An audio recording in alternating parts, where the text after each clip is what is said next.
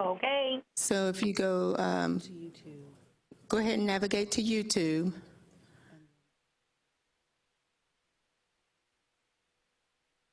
And then type in FAAC in the search field, or the search bar, and then it should come up.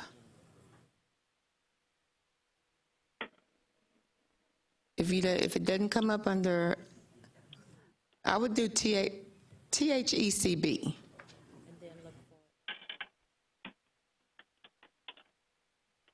THECB FAAC. Correct. That worked. And that's working for, This is Carolyn Mallory. okay, it worked for Carolyn. Great. So far. Found it.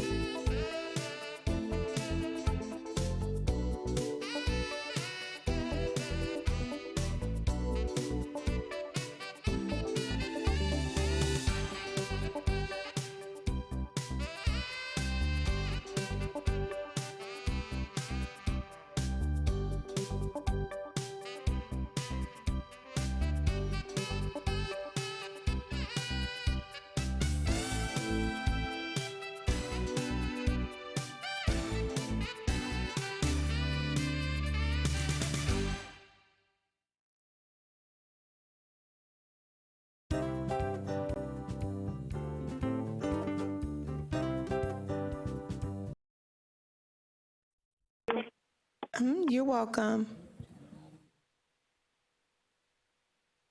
And please make sure to put your phones on mute and not on hold. Thank you.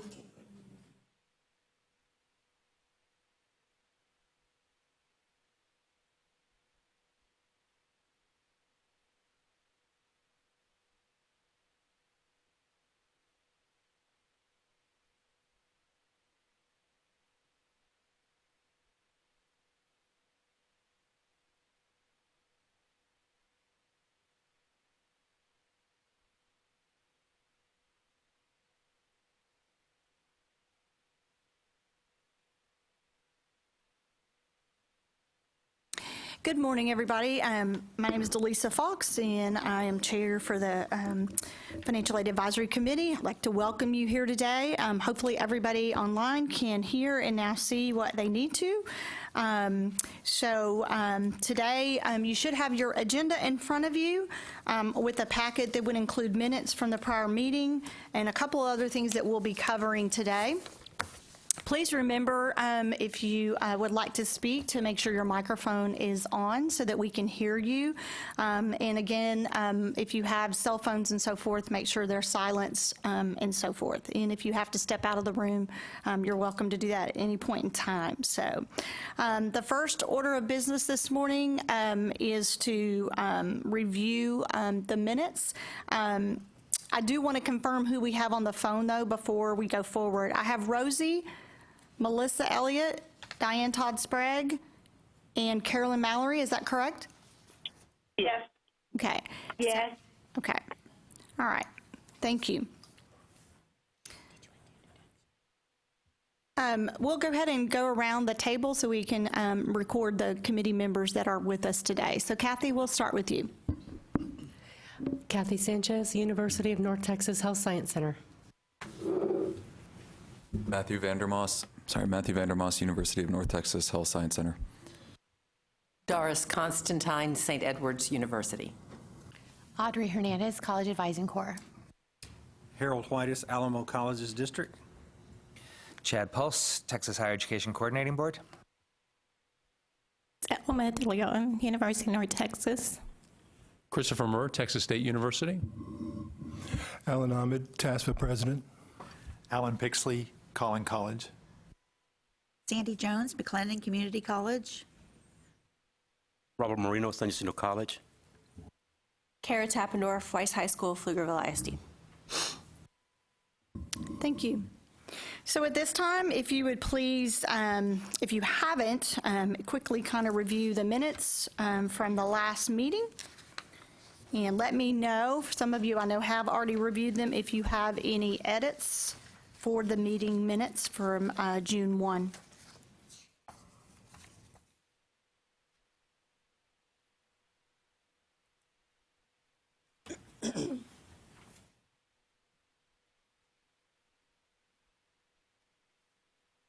Any recommendations for edits? Hearing none, I would like to propose that we have approval of the minutes from the June 1 meeting.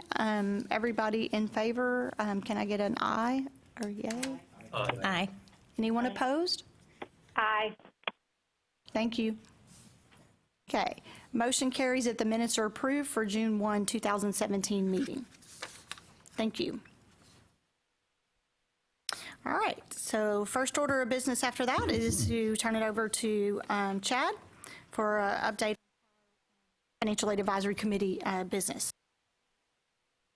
Thanks.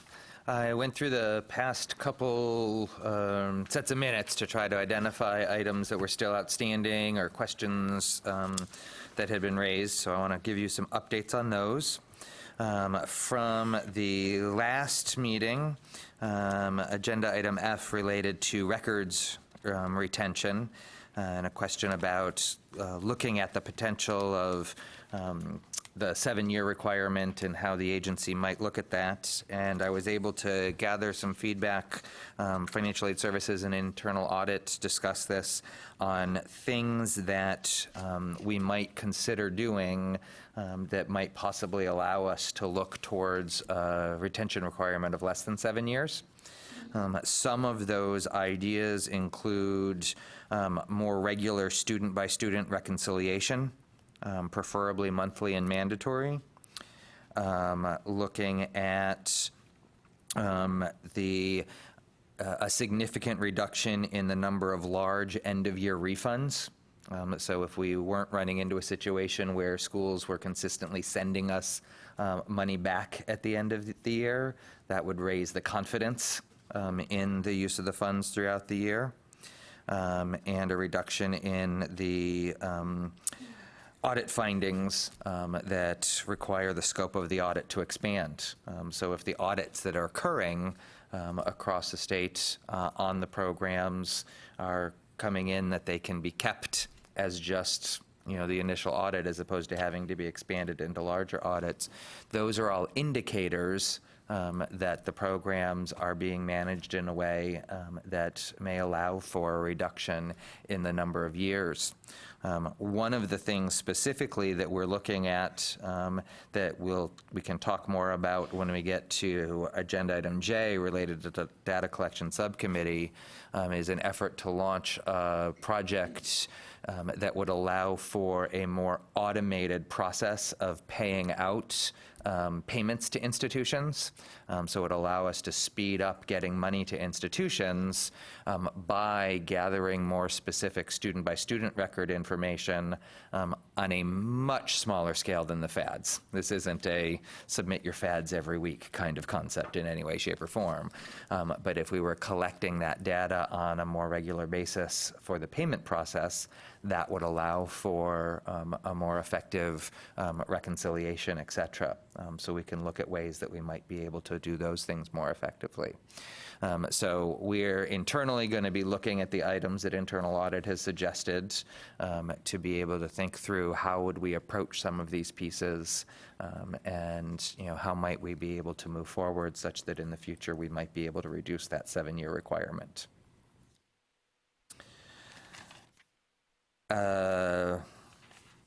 One of the things from the June agenda from the external relations update, there was a desire to hear more regarding the principles that we use in guiding and crafting the proposals that are taken forward for legislation. And so today's agenda item F is going to John Wyatt when he's here to present from external relations. That's one of the things he's going to talk with us about, is kind of how that works, how the process works, both from a kind of structural standpoint of how do things move forward, but also what are the drivers in the decision-making process. One of the items from the June agenda as well during the SFAP updates, there was a desire for more information on how SB 887 was going to be implemented, which is the new notification regarding total debt. And so already a memo has gone out to institutions last month from the Innovation Policy Development Unit, and we have a presentation, agenda item E today, is focused specifically on that implementation. So Ginger Gossman will provide us with more information on that. Another item was related to the priority deadline. And I already sent you an email about this, but just wanted to make sure I mentioned it again. Originally, we had said back in February that it would go to the September CAPS meeting. We discovered in the midst of the comment period that there was a typo in the rule that we had posted on the Texas Register. And while it was only 1 digit wrong, it was a pretty significant typo because it had it implemented in the wrong year. And so we had to pull back the rule, reissue it for comment, and so that'll go to the December meeting for approval as opposed to the September, which will still be in time to get it into the rules. Going all the way back to our February meeting, one of the items was the Financial Aid Advisory Committee nomination process. And so I wanted to bring you up to date on where that stands. But first, I have props. Not so much props as gifts. So we have several people who are stepping off the board as their terms end. And so just want to acknowledge their efforts. And so we'll do the I'll name them all, hold your applause until the end concept. But Alan Amat,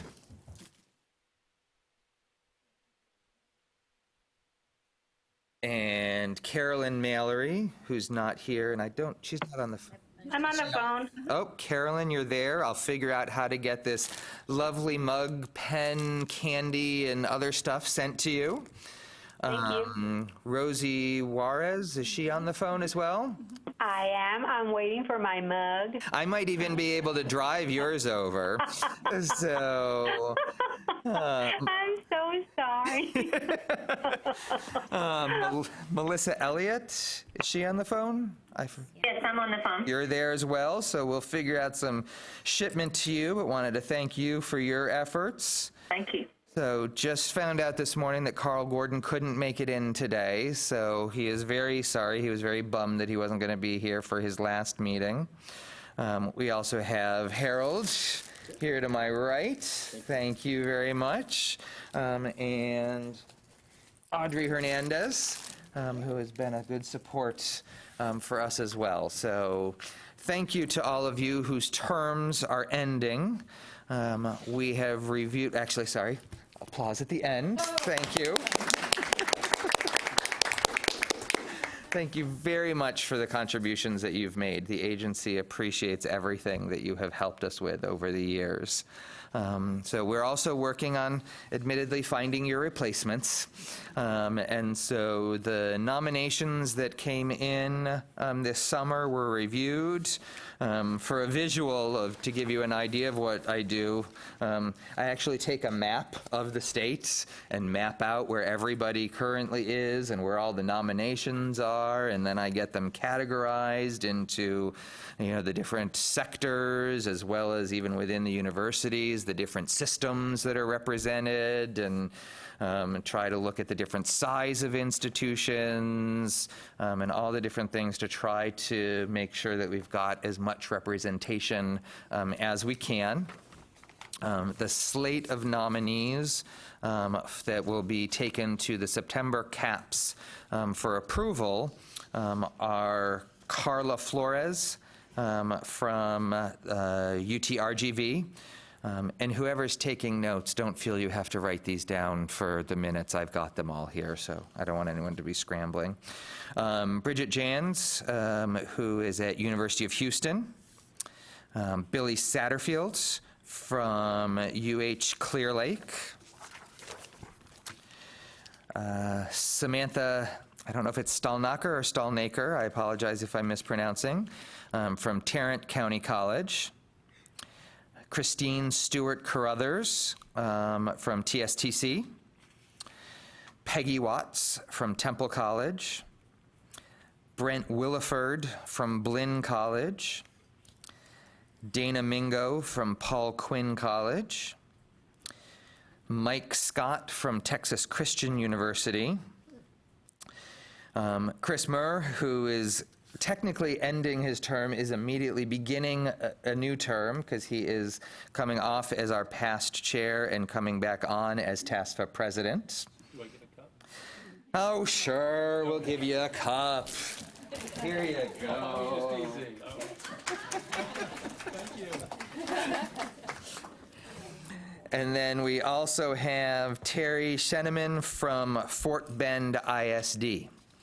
So one of the things you might notice is that we actually have more nominees than people who are coming off the committee, and that's because we had a couple resignations over the course of this past year, and so we're filling those. So some of those people will be doing shortened terms to just fill the terms of Lynn Kenyon, who had to step down.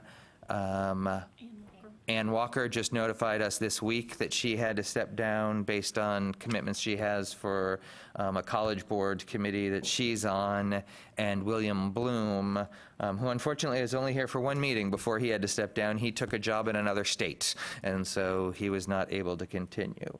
So 3 of those nominees will fill the slots and finish out the terms of those individuals.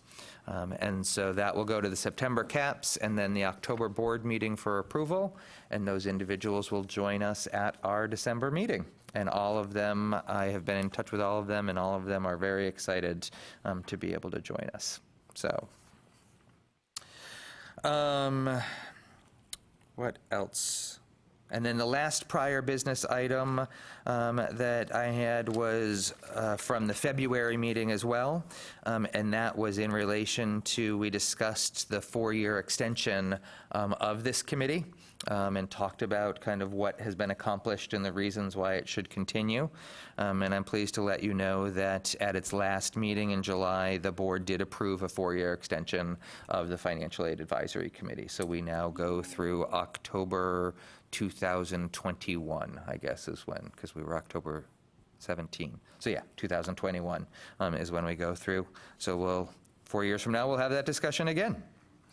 So any questions about any of the prior business items? I have a comment or a question, or both, and it really was about the first thing you talked about, record retention, and some of those things that kind of motivate record retention, and that was about the return of funds. And all of us in the room are very aware of the 399 issues, and I didn't know if the coordinating board, this doesn't affect my institution that much, but I can see that this year there might be institutions around the state that have many more returns after the end of their fiscal year Yes. than normal. Yes. Normally that they would have because of the unusual requirements this year. And I just want to make sure that you all are aware of that and take that into consideration. Yes, definitely. The 399, and I'm kind of looking over to Deshay so she can nod to make sure I'm correct. We've sent a memo out about that, right? Yep. Okay, cool. And we do realize that that is a unique situation because of the move to prior and the extra conflicts that occurred.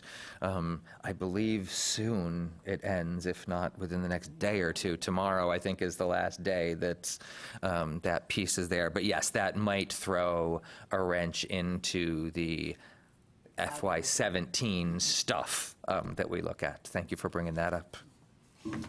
And we will talk, as we look at these, we just kind of pulled this together towards the end of August is when we really started to figure out some of the specifics. So as we talk internally about how we might approach these things, we'll bring that back to this committee to talk about them in more depth. So. And Chad, just to add that on the MOUs, it would be kind of interesting if we could get provided a summary of what are the nature of those returns and the amounts on not a school by school, but just sort of an average of what those were. Mm-hmm. So I'm just wondering how many of us are being affected by students that are subsequently selected. So is it really a factor of the federal government over time, or is it a management issue on the part of the institution in terms of those funds? That might help us a little bit as well. And then I think, too, I know in our last conversation, there were some conversations with the audit group about really assessing the new controls and the internal reconciliations the coordinating board is doing. So, for instance, on the loan program. And I think they were going to do an assessment and, based on that assessment, also help determine whether or not they could reduce the number of years we are required to retain records from 7 to hopefully 5 or 3, based on sort of those additional controls that will really help alleviate some of their concerns that we as an institution are dispersing funds as we should be. But then also, too, in terms of the mention of returning of funds, or the monthly reconciliations, I think, is another point that you mentioned. I'd be kind of interested. The federal government requires, essentially, we do monthly reconciliations. My assumption has always been institutions also do monthly reconciliations for state funds as well. Seemed like it would be a best practice. Just be curious, too, in terms of the auditors and what they're seeing across the state, how many institutions really are not doing monthly reconciliations. I think that would help us put in perspective the auditor's concerns in terms of keeping that retention record requirement at 7 years. Just thoughts for maybe a future session in terms of helping inform this group, understanding where the coordinating board is coming in terms of that retention requirement. And I just want to make sure I got that, because you talked first about kind of who/how much is being returned, the checks and balances, and the monthly reconciliation. So we actually have an agenda item today, item G, that Deshay is going to talk a bit about the checks and balances that are occurring in the loan reconciliation, so that we get you that feedback so that you know what we're doing. That is definitely being reviewed internally. One of the pieces that internal audit acknowledged is we need to let a certain amount of time go by. So as opposed to just saying, now that we're doing it, you don't have to worry about this anymore, we actually have to see it work. So that's Sure. something that they're definitely going to be looking at once we've had a chance to allow some time to go by on that. Sure, and I appreciate it. Last time they said they didn't know about that or hadn't looked at that, and I know that was something that they were going to put in the equation in terms of their consideration, so. Right, yes. Appreciate that. Yep, so, and that really goes into, this overall piece. So all of these pieces come together. And so we are definitely going to look and try to see what we can do to make those improvements, because they would be just as happy as you would be to feel that more secure in the process. So, great.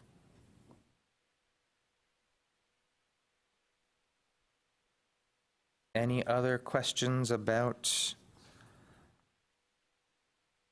prior business? Okay, thanks. All right. Thank you, Chad. That's a good summary. try. You're pretty good. I try. Okay. So next presentation will be Ren Harper to talk about borrower notifications. Thank you. Good morning. At a prior meeting, I think there were some discussions on the types of disclosures that the coordinating board does with its borrowers throughout the loan process, starting with the application, going through origination, disbursement, and then in repayment, the types of disclosures. So you'll see on the PowerPoint the disclosures that are generated throughout the life cycle of the loan. I'll talk briefly about each of those to give you a feel for what it is that we provide to our borrowers, the type of information that we include in those disclosures to help them understand the process, the terms and conditions of the loans, their responsibilities, and so forth. At the very beginning of the process, while the borrower is going through the online application, they are presented with what is called the private loan solicitation disclosure. This is a document that, and it's electronic. As they're going through the application, they are required to stop, read the document, and then acknowledge that they have read the document before they can continue through the application process. They cannot complete the application online without at least acknowledging that they've read the private loan solicitation disclosure. What this disclosure does is it provides the information such as the interest rate, any associated fees with the loan. It provides some loan cost examples for the borrower to understand what the impact of making payments while the individual is in school versus no payments while they're in school, and what that will do when they go into repayment. It also provides interest rate information for the federal loan program as a comparison, so that the individual can compare the terms and conditions from the state program to the federal program. Provides information on how to contact the Department of Education if they're seeking more information on the federal program. Also provides information on annual loan limits, origination fees, eligibility criteria, and then it talks about some bankruptcy limitations and how that impacts the student loan. Once the individual has completed the application process, they've accepted or acknowledged that they've read the solicitation disclosure. Once the application has been completed and it's been certified by the school, the borrower is then presented with the loan approval disclosure, which we refer to here as the LAD. You may hear individuals refer to the LAD. This document is provided to the borrower after the loan has been certified, and it again gives specific information about the loan in question. It talks about the loan amount, the fees, the interest rate, it talks about finance charges, gives an itemization of the amount that would be financed on the loan, and it also requires that the individual accept the disclosure before moving forward. It is an active process where the borrower has to go out.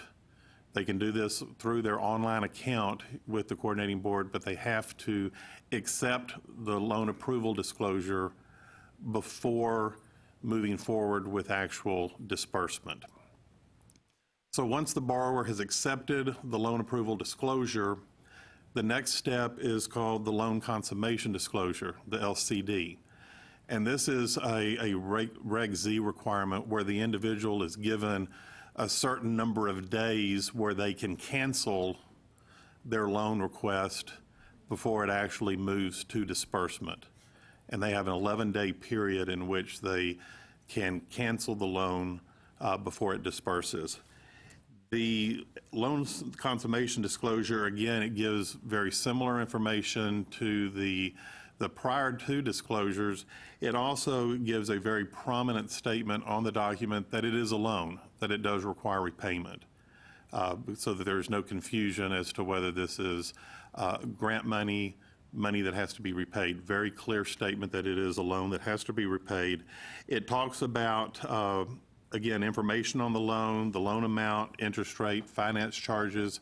It goes into some detail understanding what APR is with respect to the interest rate, late charge fees if payments are late, gives an estimated repayment schedule for the individual based on the loan amount, and what those repayment terms would be.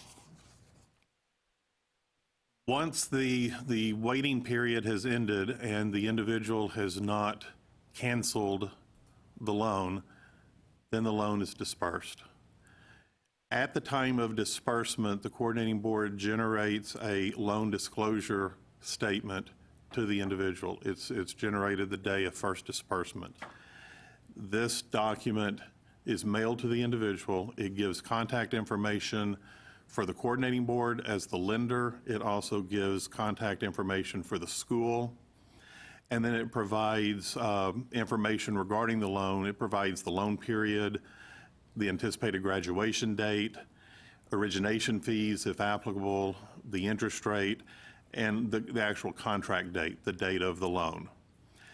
In that disclosure, we also summarize the disbursements. So each of the disbursements that make up that loan are provided to the individual with respect to the estimated disbursement date and the amount of the disbursement, and if fees were associated with the disbursement, what those fees were. Those are the disclosures that occur through the application, origination, and disclosure or disbursement period. Once an individual graduates or ceases enrollment for at least half-time status and goes into their grace period, approximately 90 days before the individual's first payment due date, a repayment schedule and disclosure statement is provided to the individual. This document covers all of the loan-related information, the loan date, what the principal balance of the loan is, interest rate, amount of interest to be paid, the total amount of payment. It provides a payment schedule with number of payments, the starting due date, how many payments at this amount, what the final payment would be. The document does request the borrower's signature. It is not required. It also allows for the individual, if there is demographic information that needs to be updated, to provide information through that document as well. When the borrower then gets close to their payment due date, 20 days prior to their due date, the coordinating board then generates a monthly billing statement. So 20 days before each payment due date, the individual will get a monthly billing statement that will provide a lot of the same information regarding the loan, the amounts, but it includes statements regarding the payment due date, the payment amount, information regarding late fees if the payment is not made according to the date that's established. It also gives information on how to contact us, how to contact our customer service department should they have questions, should they need assistance in making the payment. It provides information regarding how to make a payment, whether it's via a check, money order, ACH, if they want to go on and set up their account on ACH. It provides that type of information as well. And then after or put it this way, for those borrowers that are unable to make their payments and they start down the path of a delinquency cycle, we have a number of due diligence notices, and our notices are established based on the federal requirements for the federal loan program. So at various intervals throughout the delinquency cycle that would lead up to a final demand letter and then default, we provide notices to the individual explaining to them the past due status, providing them information on options to repay their loan, talking about situations like deferments, forbearances, different types of repayment plans that may assist them in making their payments. These notices also include information regarding consequences of default and how that default will impact the individual. So trying to provide that type of information in various ways throughout the 180-day delinquency cycle that would lead up to default. Also, during that cycle, we have a number of phone calls through our contact center that we're making outbound phone calls to individuals on a monthly basis at different days, different times, again, trying to assist the individual with repayment of the loan. If there's information or options that we can provide to assist in getting the individual back onto a positive repayment, we will do that. And then should the account go into default, and for the CAL, the BOT, the TASP loans, default is defined as 180 days past due, the account is then transferred over to the Office of Attorney General, who is then who we use to enforce collection of the loan once it's defaulted. So you'll see there's a number of opportunities throughout the life cycle of the loan for individuals to get information on what they are agreeing to, what the terms, the conditions, what information is available to assist as they're going into repayment, and then once they are in repayment, working with the individuals to ensure that they stay on a positive repayment track. So with that, I'd open it to questions. If you have any questions regarding the types of communications that we provide to our borrowers. I just have a quick question. For the loans that require a cosigner, are they also receiving these types of disclosures? They are receiving not all of, but they are receiving some of these disclosures. They are receiving the repayment schedule, the monthly billing statements they're copied on as well. So cosigners are getting a number of these. The loan consummation disclosure, that is not a document that the cosigner would get. That is the borrower consummating the loan, so they would not get that. But they are getting the majority of the same information as a cosigner. The cosigners obviously are impacting our CAL borrowers. BOT and TASP do not require a cosigner. So for the college access loan, if there is a cosigner, and about 25–30% of our college access loans have a cosigner. Would you remind me, I haven't looked at this in a long time, so I'll expose my ignorance, but if I'm a borrower and I log on to the site, what do I see? Do I see the aggregate? Do I see something like NSLDS? You're not going to see something like NSLDS, but you will be presented with all of the loans that an individual has through the coordinating board. It would not include loans through other federal loan programs that we don't hold the loan for, or other state programs, but it does include all loans that have been originated, guaranteed, if you want to call it that, through the coordinating board. And they would be able to drill down at a loan level and see the details of each loan, the date, the contract date for the loan, the disbursement dates, the amounts. They would be able to identify outstanding balance for all loans. They would also be able to obtain online a 36-month payment history, so they would be able to view all payments for the past 36 months that were made. They would also be able to update demographic information, address, phone, email, that type of information as well. I do not believe that it displays a summary total. It provides each loan and allows them to see an outstanding balance of each loan and then drill down into the details of each loan. I'm just curious, what percentage of things do you get back in the mail for bad addresses? I mean, how much do you deal with?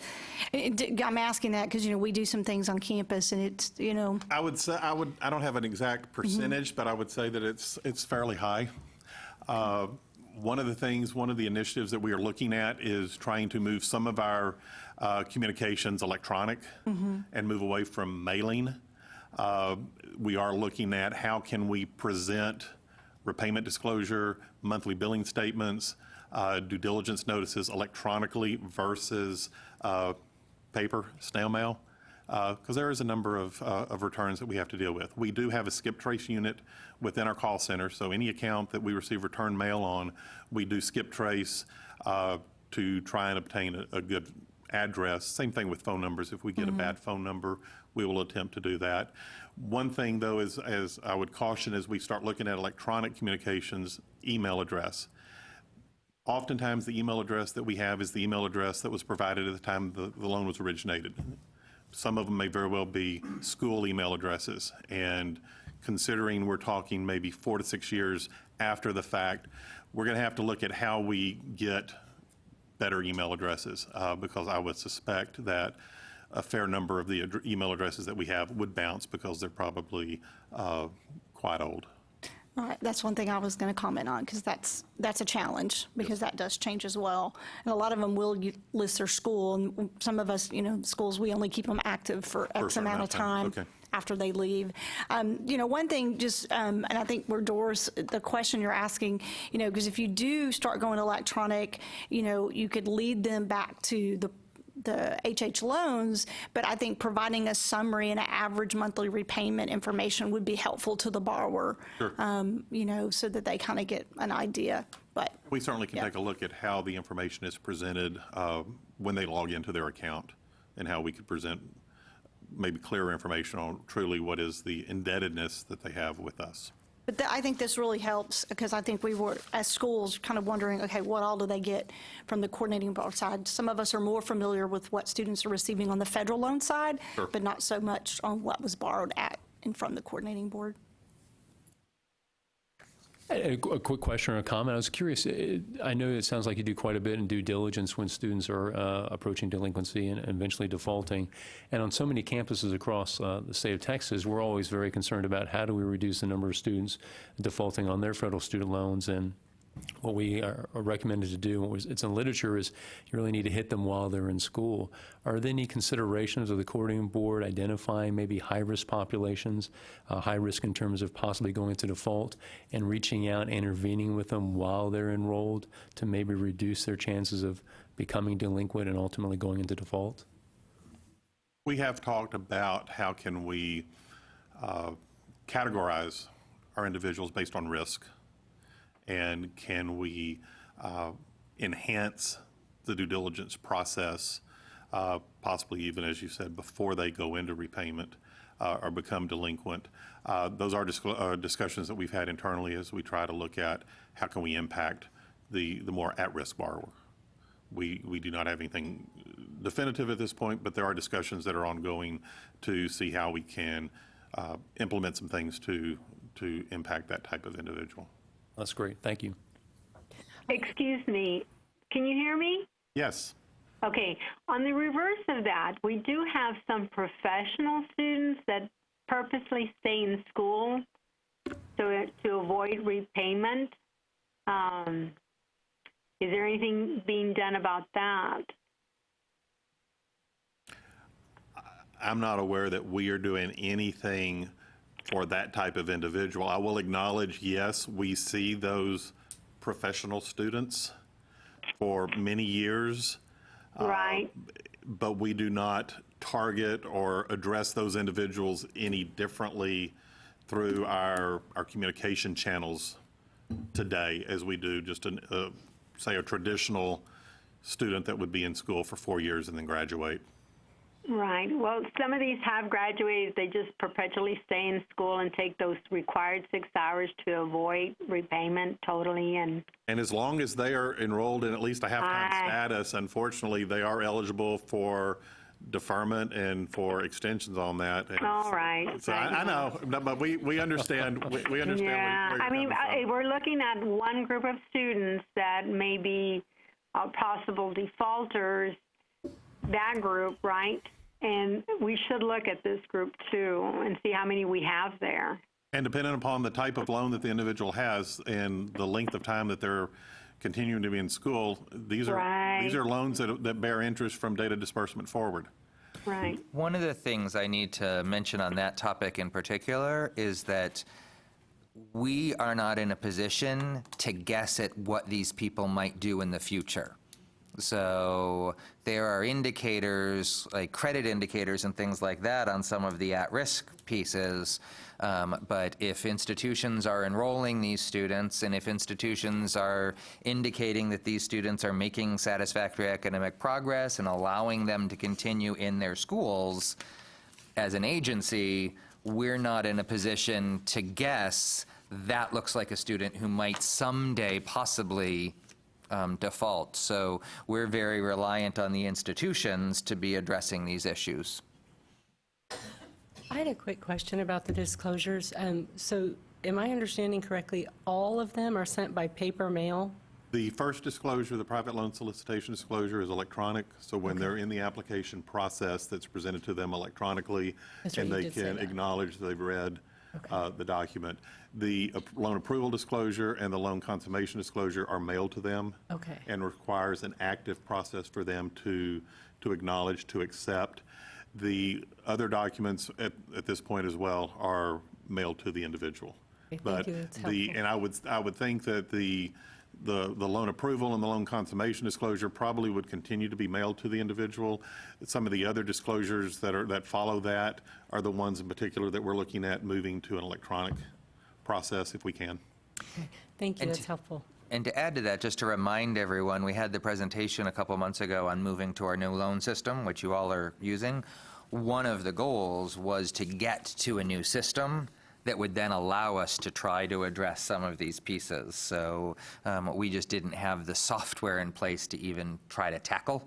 So now we have software, and so we're excited to be able to start thinking. In fact, And Rin as is we- about to wrap up a white paper on electronic Yes. communications for us. As we think through the electronic presentation of some of these documents, we also have to start looking at how individuals can opt in and opt out, and being able to maintain that type of opt-in, opt-out on our system. So it's not as simple as we can just flip a switch and all of a sudden these things go out electronically. We're going to have to develop processes so that they can opt in and then have the option to opt out at any point in time. So we're going to have to build some of that structure into the system, but the system is capable of doing electronic presentation of certain documents.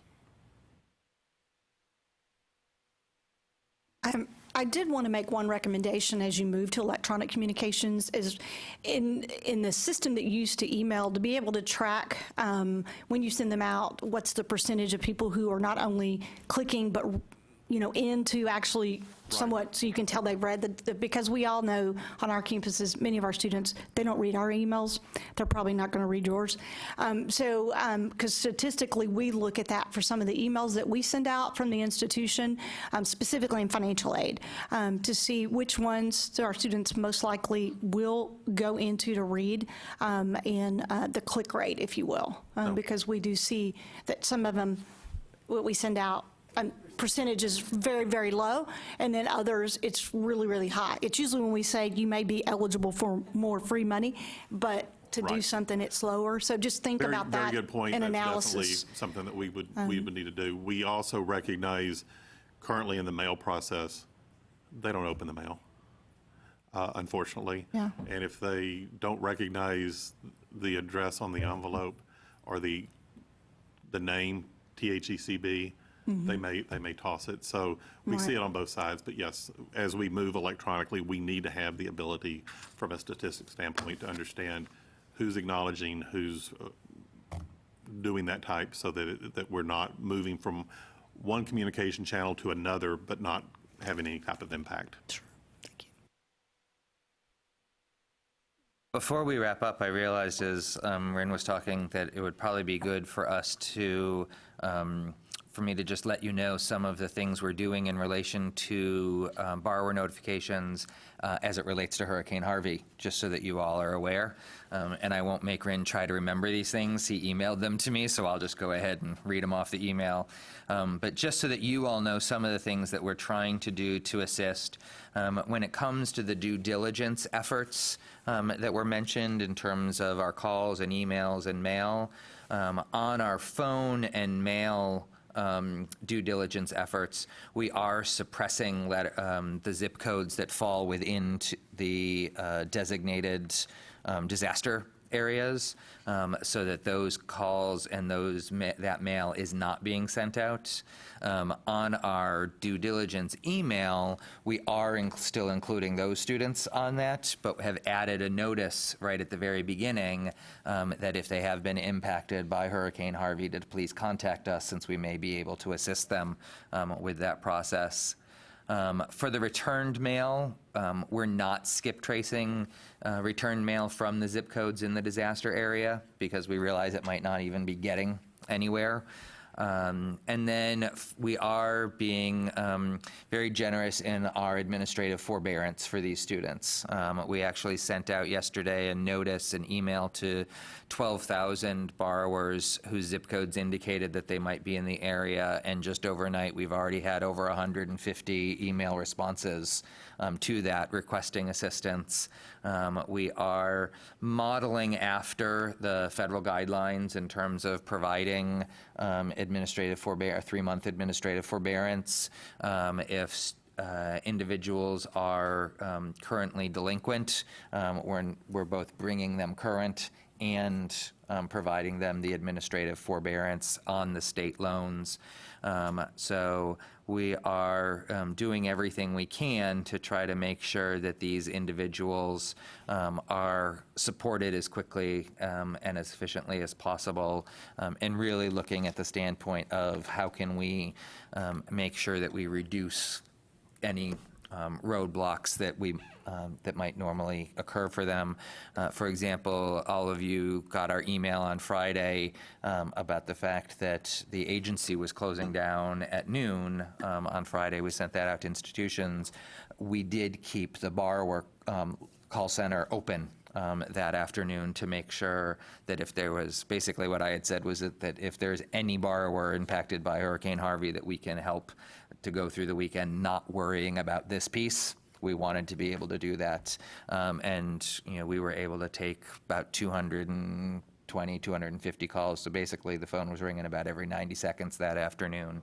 And so we were able to help. So it's increasing. So we are definitely seen an increase seeing in things. calls from individuals impacted. And as Chad mentioned, the administrative forbearance, as of today, we've probably granted upwards of 600 borrowers administrative forbearance to bring their accounts current and 90 days into the future. We expect to see more of that as we continue to see the response to the blast that we sent out yesterday. And just in case you aren't aware, for the administrative forbearance, both at the federal level and the state level, it simply needs to be requested they don't have to provide any specific documentation or anything like that. So it's literally from the federal level just a matter of asking for it. From a state level, we've actually identified some. Am I correct that we've just granted some? We I can't looked at remember. those individuals that are designated in the 58 counties that the governor has declared as a disaster area. It represents about 880 zip codes in the state of Texas. So we identified individuals that resided in those area codes or those zip codes. And for the most delinquent accounts, we went ahead and just granted the administrative forbearance without the request, because we did not want that account to go into a default status. So we proactively granted those forbearances last week to stop the delinquency process.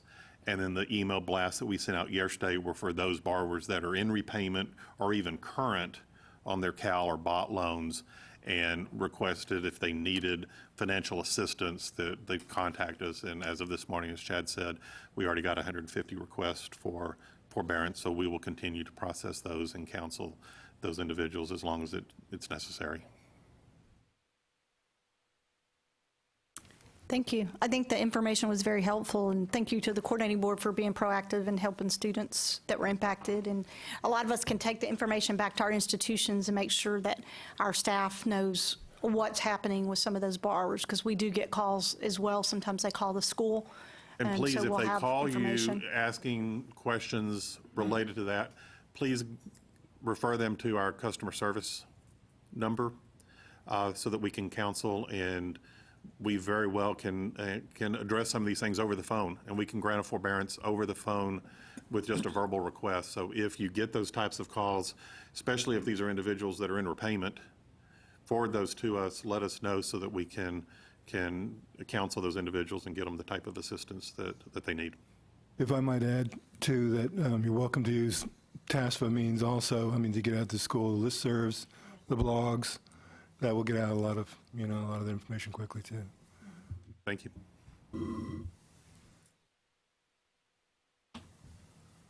Okay, so next agenda item would be a presentation by Ginger Grossman on SB 887.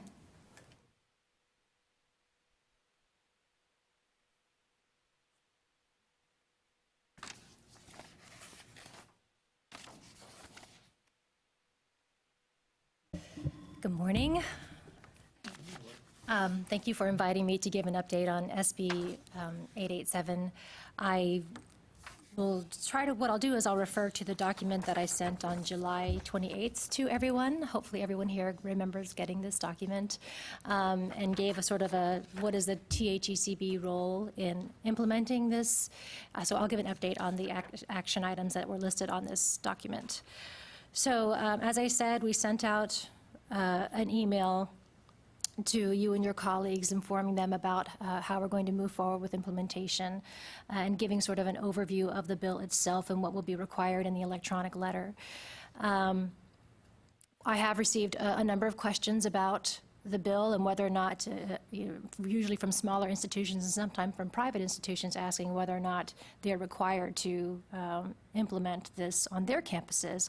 And I know Deshay has gotten a few emails herself. In fact, we've gotten some emails where she'll respond and the person doesn't like what she says, so they ask me. And I say the same thing.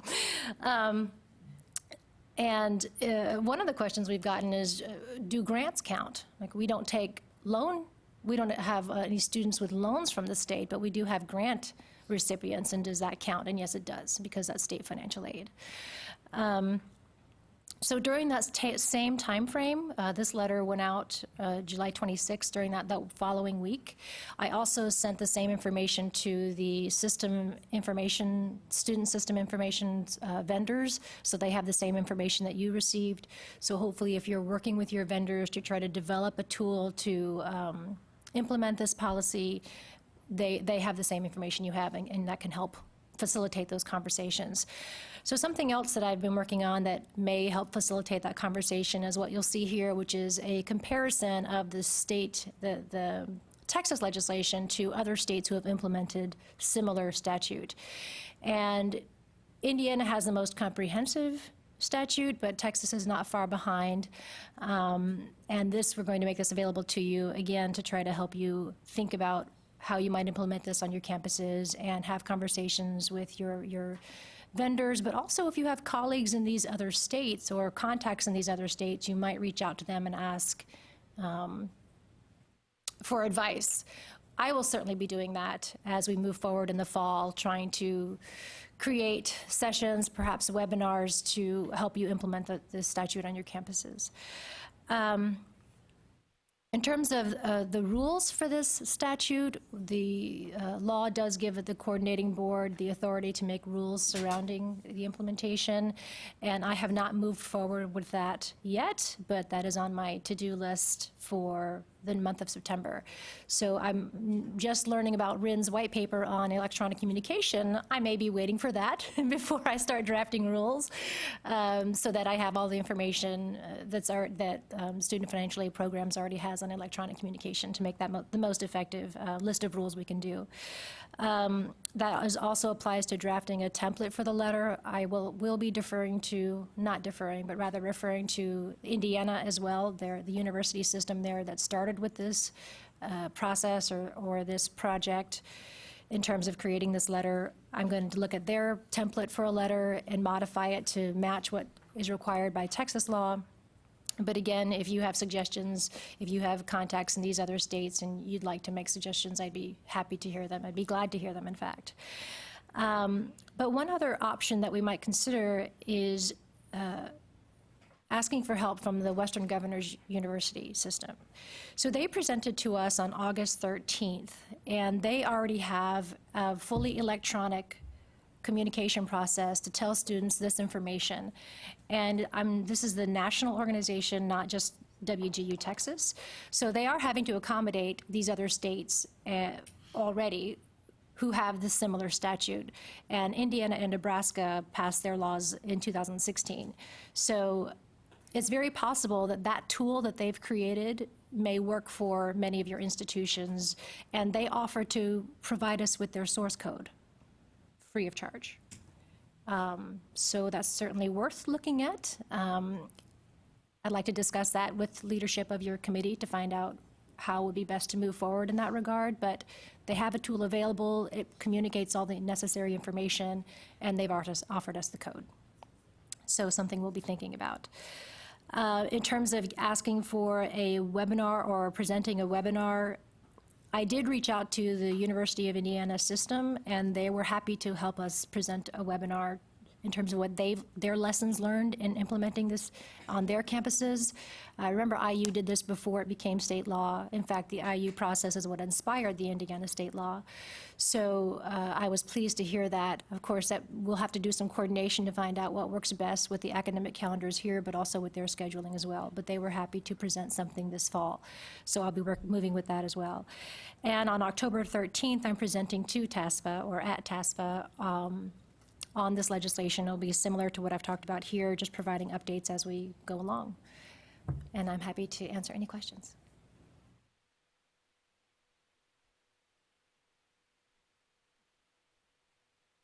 I have a question, I think.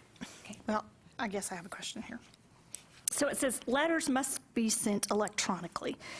So do you know specifically, is there a letter that has to be sent, or if a school is using a portal that every student can log into, does that suffice? My impression is that that would meet the spirit of the law. Mm-hmm. I would have to get clarification of whether or not that meets the letter of the law, because that would imply an action item on the student's part, logging in, versus you pushing out the information without them having to do anything else. But as you were just mentioning a moment ago, they still have to open the email when you send it to them. So I will investigate. Okay, so I think, because my question would be, if we push out an email that tells them this information is available and provided to them annually, blah, blah, blah, that then tells them you can go here and receive that, would that meet the letter of the law? And I think it would. Because I know at my institution, that's why I'm asking, and some institutions have this as well, we have portals. We already have information in our portal that almost meets the letter of this law. We just need to tweak it a bit. Mm-hmm. And so what I wanted to do is push out an email to the students to send them to that portal to receive that information. Okay. And enhance what we have that then meets the full letter of the law on disclosures. So I will confer with our external relations department here and just make sure that, again, I'm fairly certain that meets the spirit of the law. We'll just make sure it meets the letter of the law. And on Western Governors, do you know any details about their tool? They shared with us what it looks like, but they haven't sent us a way to access that to share an example. So I don't have any details to offer you today. What I can say is that it looked very comprehensive, and they told us they were working on designing their portal, which is a portal, to meet the Indiana requirements. And my other question is, there was the discussion about data that would be sent to schools to be used for this purpose from the coordinating board. Do you have any information on that? Data on state loans, you mean? Yeah. We had the discussion before about the potential of making the total loan information available to pull down. At this point, we haven't moved forward with anything because there was also comments made by institutions who had concerns about if we made it available, their ability to actually utilize it, and then, if it's, because the law says that you have to utilize anything that's available, And so if we make it available, you have to use it, and how quickly would you be able to actually get it into your systems, et cetera? So we've been focusing more on what IPD, Innovation Policy Development, is doing of getting it launched more so than that background piece. Okay, that helps. I knew there was a conversation, but I didn't know where that conversation stood at this time, so. Because the way the legislation reads is you're supposed to use whatever What we information is have. reasonably available. Correct. Right? So it's possible that we may be able to pilot with schools who may be smaller, schools that may have a more challenging time integrating that kind of information. Maybe we can start with them to help them with the process before we go statewide.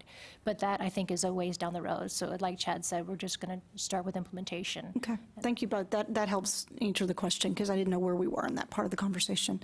Other questions for Ginger?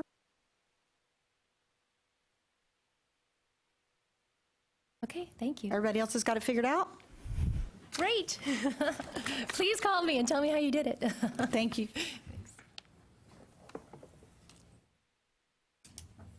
All right, so we're moving along to update from External Relations, John Wyatt.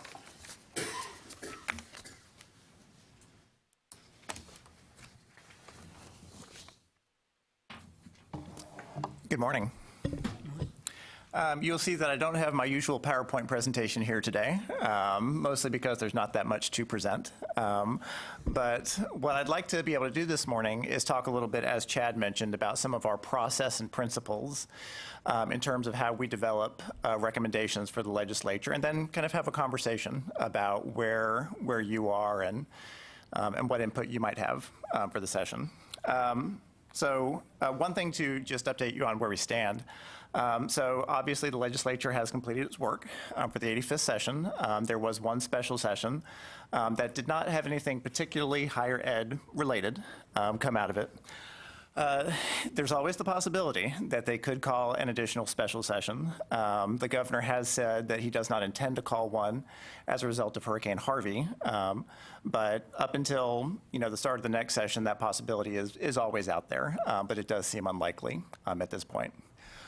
The work of the legislature over the next year and a half is pretty much going to revolve around interim charges and interim committee hearings. So what the legislature will do is the committees will receive charges about specific areas where they should investigate and should come up with recommendations for the next session. We do understand that the lieutenant governor has requested senators to make recommendations to him on potential interim charges by September 22nd. So if there are items that you feel that the Senate should be looking into during the interim, it might be appropriate for your institution to check in with your senator, your representatives, to let them know of issues that you think are important. And in terms of the coordinating board, the next year and a half is going to be a process for us to develop, gain input on, and educate legislators regarding our legislative recommendations for the next session. In terms of process and timing, we're really at the start of it now. So what we do in external relations is we work with the divisions here at the agency to develop potential recommendations for the next session. So in the next few weeks, we'll be working with those divisions to identify what are the items that you see that need to be addressed by the legislature. Those items will come from a variety of sources. It'll be just staff knowledge of their arena. It'll be input that they are receiving from committees such as this one. It'll be the communication that they're having out in the field. But we really depend on kind of our divisional staff to identify what are those areas where we need to at least think about, is there some action the legislature needs to take in order to address this issue. Once we kind of have that field of potential recommendations identified, we communicate with the commissioner and the board regarding where their priorities lay. So we try to involve the board and the commissioner fairly early on to get a sense of what do they see as priorities? What are the issues that maybe they're particularly hearing about from their contacts? And how do we take this, this universe of potential recommendations and really kind of boil it down to the essentials? And there are several principles that are involved in that. Obviously, the most important principle is, does it contribute effectively to meeting the goals of 60 by 30 TX? That is the foundation on which all of our recommendations is built. So we look at those 4 goals, and we look at our potential recommendations, and we say, does this effectively contribute to meeting those goals? This is particularly important now as we're really ramping up 60 by 30 TX. Some of the other things that we look at, and particularly in regards to funding, is it an efficient use of taxpayer dollars? We obviously have a responsibility to the taxpayer to ensure that their tax dollars are being used most effectively. And so we look at recommendations in terms of, is this recommendation going to change how we're doing things in a way that's going to get better results based on whatever the purpose of that program is? An example would be when we've recommended the priority model for Texas grants. Another consideration that we do have to take into account is really the legislative possibilities. One of the issues we always have in terms of recommending funding levels for formula funding, for financial aid programs, is trying to come to a level that addresses the need effectively, but is also really within the realm of the possible in terms of what the legislature is going to be willing to approve. So we want to really reach for what we think we can get, but we also don't want to go so far that the ask is it's not seen as realistic by legislators. And there's as much art as science to that. A big part of that is just being plugged into what the budget situation is going to look like during the next session. One of the things we'll be looking at this session is Hurricane Harvey relief. Is that something that's going to have an impact on the state budget come next session? So that's kind of my short and quick overview of how we develop the recommendations. But what I particularly wanted to make sure we got a chance to do today was for me to hear and really for y'all to discuss, what are the issues facing financial aid today that you think are going to need to be addressed by the next legislative session?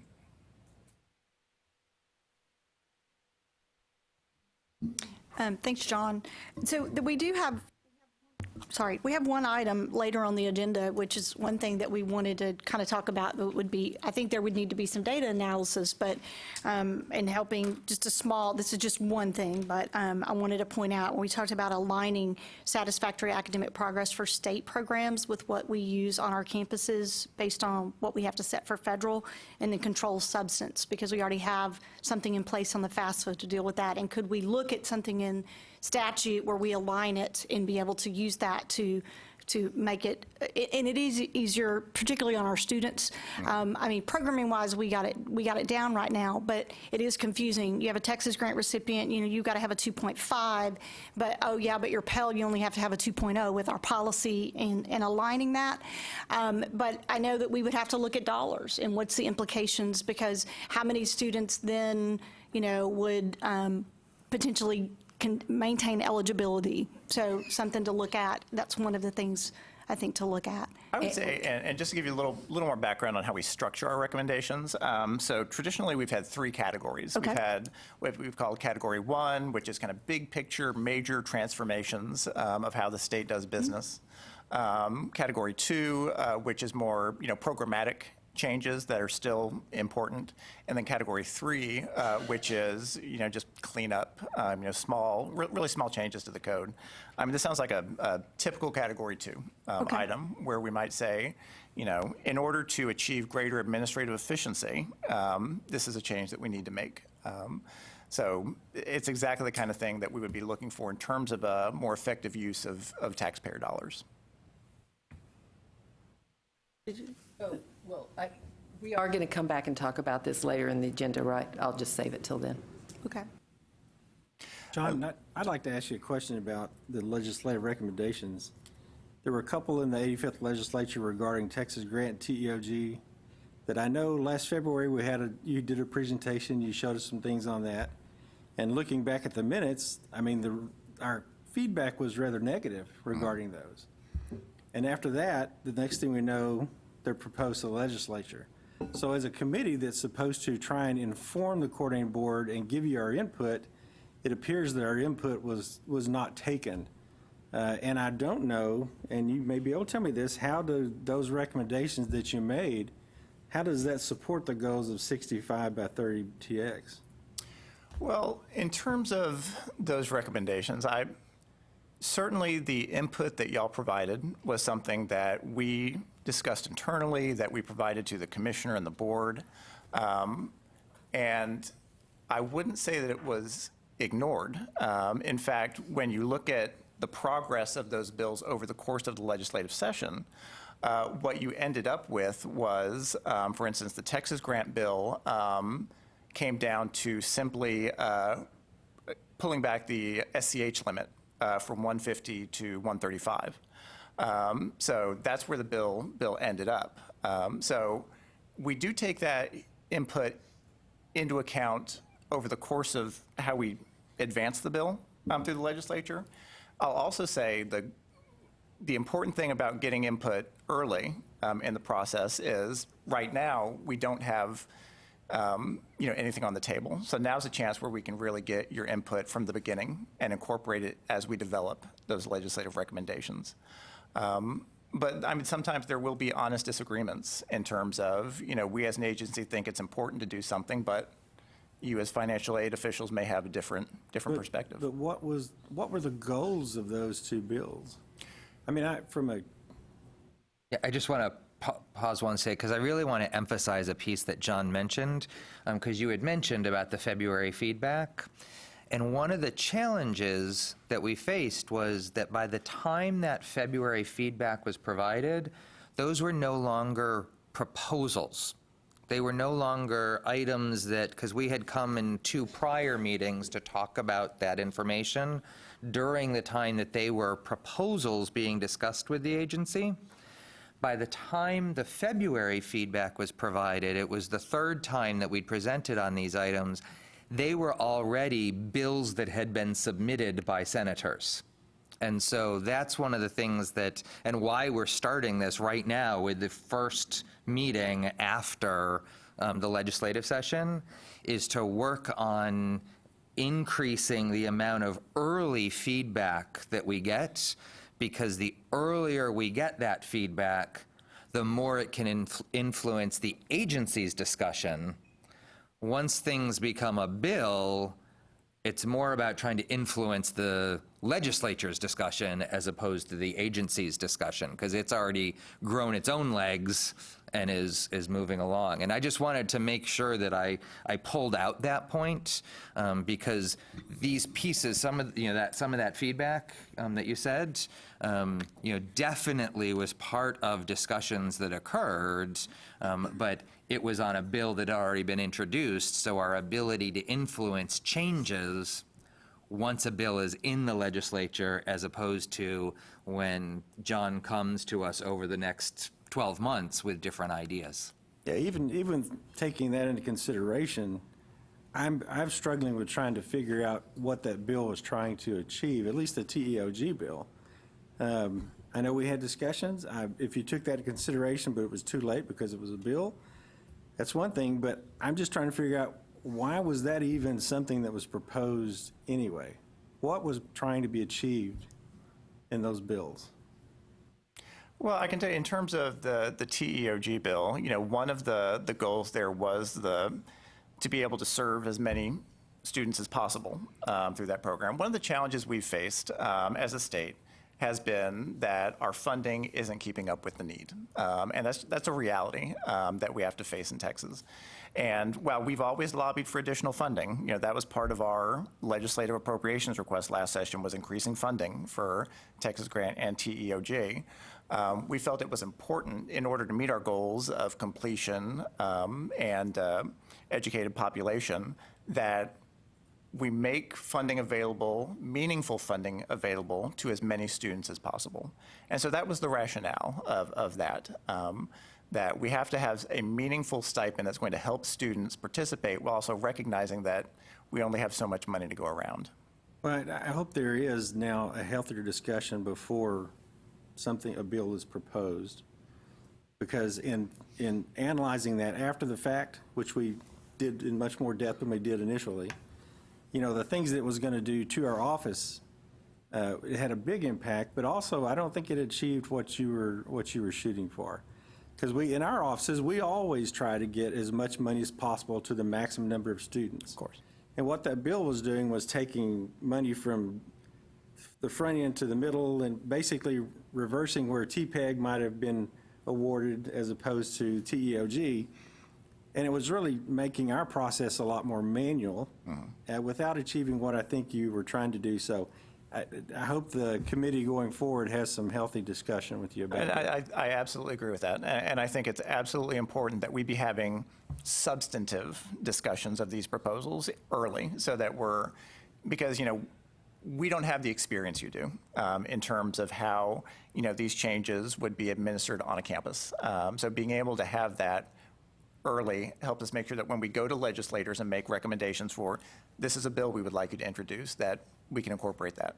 Yeah, and I think that feedback may better happen in a smaller group than this entire group, because, 30 minutes out of this group to talk about a bill that has the impact that those would have had is not enough time to really sit down and back and forth and really talk about what's going to happen. So. And let me also add, we discuss it with this committee. We also reach out to a variety of stakeholders. So during the process last session, we met with representatives of universities, community college, TAC, to make sure that they were aware of the recommendations that we were developing and to solicit input. So we're trying to get as much input as we can from informed stakeholders. Well, they're not always as informed as you think they might be. I mean, when you're sitting in the financial aid office and you're dealing with it every day, sitting in front of those students, you can understand the impact better. I was expecting some input from TAC, but I saw nothing out there at all where they mentioned it. Everything they was interested in was the budget, or their funding issues. I never saw anything about the TOG or Texas Grant bill. So I would just encourage, like you said, much more in-depth discussion early on. A couple of things that brings up that I think are really important to mention is, John mentioned earlier in the discussion about institutions reaching out through their own channels on these pieces. The Financial Aid Advisory Committee serves as an opportunity to discuss these pieces, but we're in no way a lobbying organization for the financial aid offices or a representative organization for the financial aid offices. It's an opportunity for us to hear. So if you think that things are critical and your representative organizations aren't addressing those things, we highly encourage you to be working with your representative organizations on those pieces to make sure that they're aware, because they do play a key role. One of the important things about having the discussions here in the Financial Aid Advisory Committee meetings is the open forum in which these conversations occur. To make sure that we are transparent in these discussions, and that we're not having like a little subcommittee talk about it, and not having that happen in that open arena. So it's always important to have these discussions in these open meetings. And it's also, you were asking a bit about kind of the background on why that particular idea came up. And a piece that I think is important for us to be thinking about as we move through the next year is the type of things that might be influencing based on the most recent session. And the reason I say that is, like, after the session prior, that session was when the Be On Time program and the Top 10% scholarship programs had been, the repeal of those had started. And so one of the key topics that was part of the discussion was what's available for middle income families. And so that was definitely part of the influence. Whether or not the final piece that was proposed really hit it the way it was supposed to, that can be argued for years as to whether that happened, but that's definitely part of the influence that came into it was, okay, how is this population going to be affected by the shutdown of these other programs? So as we think about kind of where are these coming from, understanding how these other pieces may be playing into where these ideas come. So. Just one other comment I would have is that there are some institutions that have very active governmental relations entities, and there are others, and specifically community colleges, that don't have that well-established, connections and things. At Alamo Colleges, on our board, we have one board member who's kind of responsible for that. Again, he was more interested in the budget, aspect than these things, and that's my fault. I should have gotten in touch with him a lot earlier to see what I could do, but anyway, those are just my comments. So I'll leave it to Chris next year to carry that torch for community colleges through TASFA. Thank you. You're welcome. But I was just going to make a comment too. Harold, I agree with you in some senses. I felt even before February he made some of these comments, and it's a little disheartening when you see how it's going through the process. But I think, John, thank you for putting that all in context for us, because I think it's always good to reemphasize it's not just about financial aid. There are other considerations, and you're going out to other parties as well. And I really do appreciate this guiding principles, because I think for us going forward, it will really allow us to provide you a better critique in terms of our perspective of financial aid, and does it really not only meet our needs of our students, but also within the framework with which you're operating. So thanks for taking the time to sort of map this out for us so we have a better understanding, and hopefully that will allow for more robust conversations and more incisive information for you. Oh, I appreciate that. And, I'm going to be on the agenda for every one of these hearings between now and the legislative session. Good. So. Thank you. And I think it's important, the question you were asking about what are the issues we are facing today. I would say, for this committee, for us to go back to our colleagues and ask that question so that we can discuss it in the December meeting. That's an excellent point. I mean, the more you can talk to your colleagues and really come back, what are you hearing in your community as the big issues that really need to be addressed? We're, like I said, y'all have the expertise, where I can bring some value is maybe having a conversation about, what's politically feasible, how does it contribute to our state goals for higher education?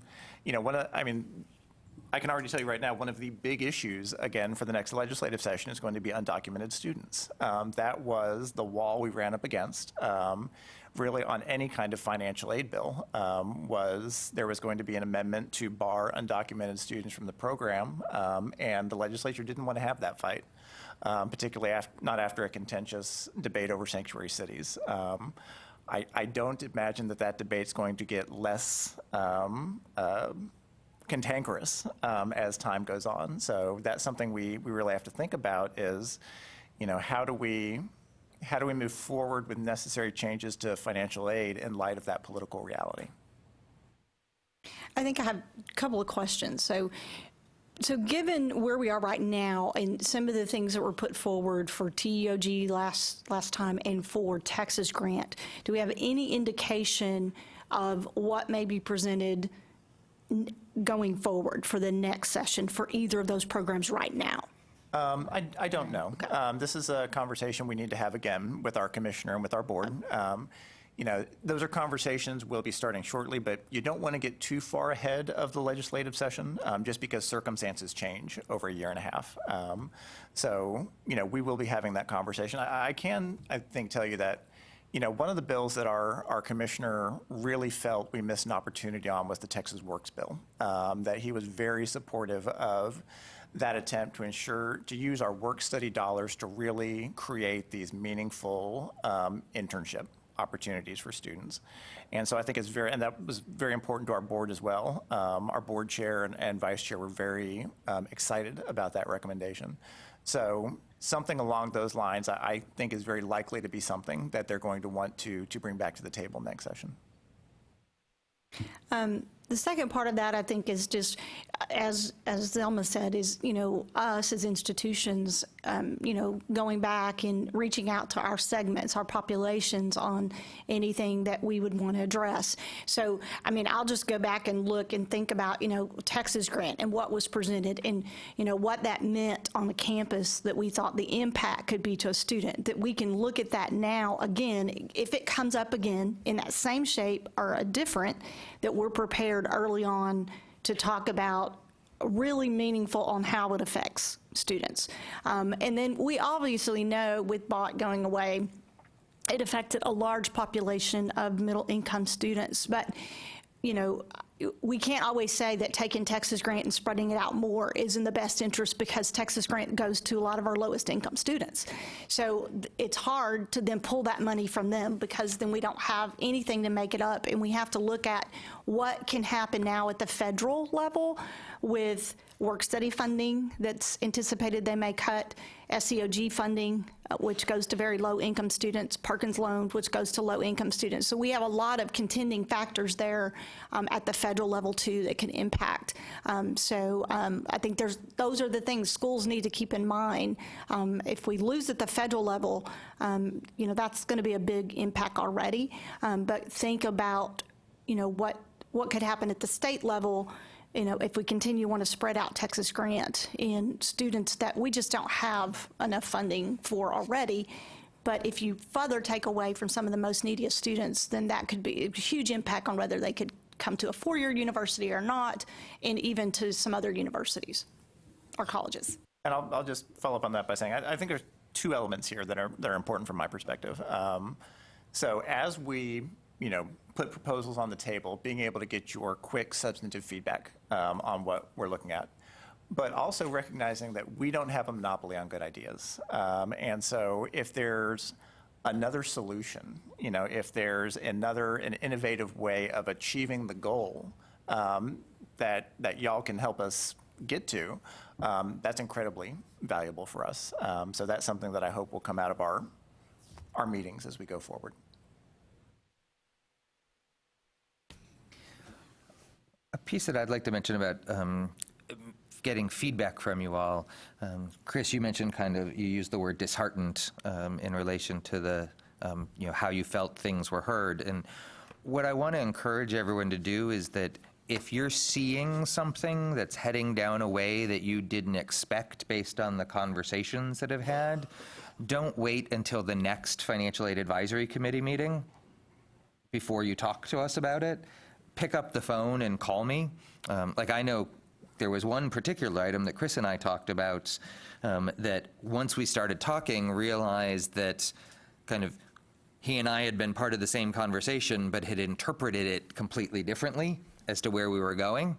But we didn't discover that until 3 months later, when we were in the next Financial Aid Advisory Committee meeting. So if there is something that you're like, I didn't think that was the direction based on the conversation that we had, raise it. Because it is highly unlikely that we're purposefully trying to frustrate you. So, and if there is a situation where we as an agency have a different view, then I want to be able to acknowledge that up front and then, be able to say, yes, you're right, that is different. But please do reach out. And there's definitely lessons being learned, as we go through this. I know Lizette, one of the other people in external relations, and I joke about this one Texas grant bill that we put through that basically tried to do 72 things in it. And Lizette and I looked at it, she said to me later, I don't know why I let you convince me to try to push this through, because I was trying to clean up the bill as well as deal with some other issues, et cetera. So even just trying to explain it to anyone failed to be able to explain why are we doing this, because it was trying to do 25 things. So we're trying, we're trying to identify those pieces. So don't hesitate. It does not have to be only once a quarter you give us some feedback. If we're not headed in the direction you thought based on the conversations, get that feedback to me so that we can go back and we can rewatch and we can reread and we can try to figure that out. Jack, and I just echo, Chad is honest in terms of what he's saying, because was it early spring, we had a session, and I completely misinterpreted something that was being relayed, and you gave up an hour of your lunch to have a very frank conversation with me, and it really helped me in terms of understanding and getting a comprehensive view. So Chad is being honest. If you have concerns, let him know ASAP. So he's very open to that. And I would also say you can reach out to the chairs. So with that, I don't want to get on the soapbox, but I do want to say, as you know, I've been the committee chair this year, and I've reached out to the committee a number of times and asked you, what are the items you want on the agenda? What do you want to talk about here? And while I get some feedback, I don't get a lot of feedback sometimes. And Zelma's going to be in the chair, but it's important, and you're sitting on the committee. I know we have a number of people rolling off, but I take that Zelma, and if she doesn't want to be mean, I'll be mean. But coming in as past year is, really letting the expectations up front know that you're on the committee to have a voice, and we need your voice and we need that input. But another part of that is reaching out to your counterparts and say, okay, here are some things that we're discussing, because they're not, maybe they can't listen in on the meetings and things like that, and getting the feedback from them and different things to come back to the committee with. And Chad is available, Deshay is available at any point in time to send something forward, and you're correct, we do not have to wait till the meeting. So we want to make sure that the committee is active. We've been given a 4-year extension, and we want to make sure that we're continue to give the opportunity to provide feedback to the coordinating board and work with the agency. So thank you. Okay, I'll get off my soapbox now.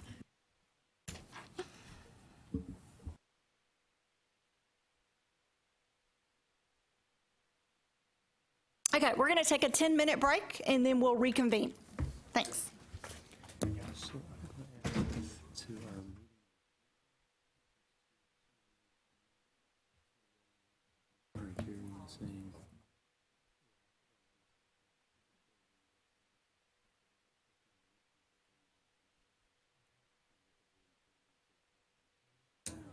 Yeah, I think This should lead to a good conversation.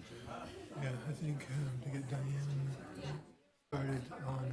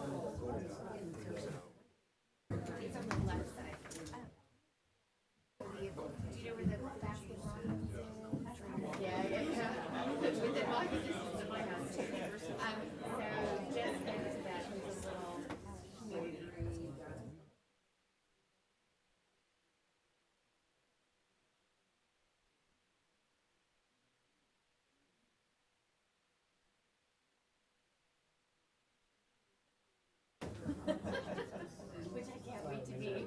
Yeah, very quiet. Very strict HOA.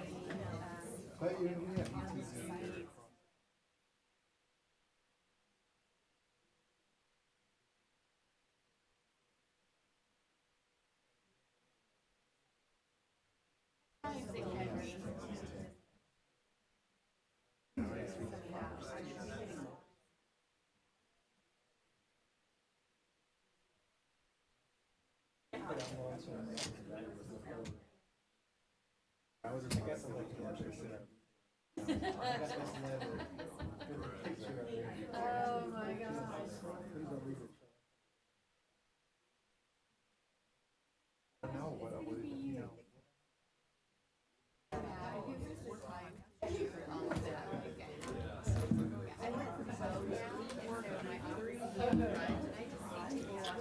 How you doing, I'm hungry.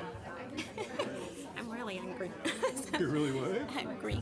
Hungry? Yeah, can you not hear my stomach? I'll listen more carefully. Okay. You'll hear it. I was thinking, I can eat something here.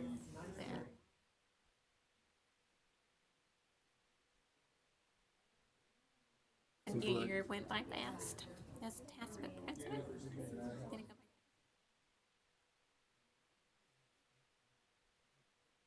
back. No, I loved all of it, but yeah, it flew by. It's just too quick to do. Of all these things, you know, like everything else, all these plans, not enough time.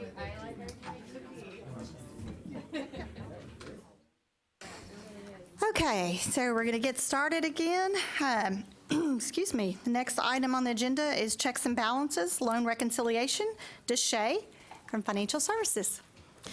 Good morning, everyone. I have Sheba Spears, our interim manager, join us as well to go over any activities that I may not forget to mention as far as we're doing our loan reconciliation. She worked extensively with a lot of these particular activities that I'll go over with you all.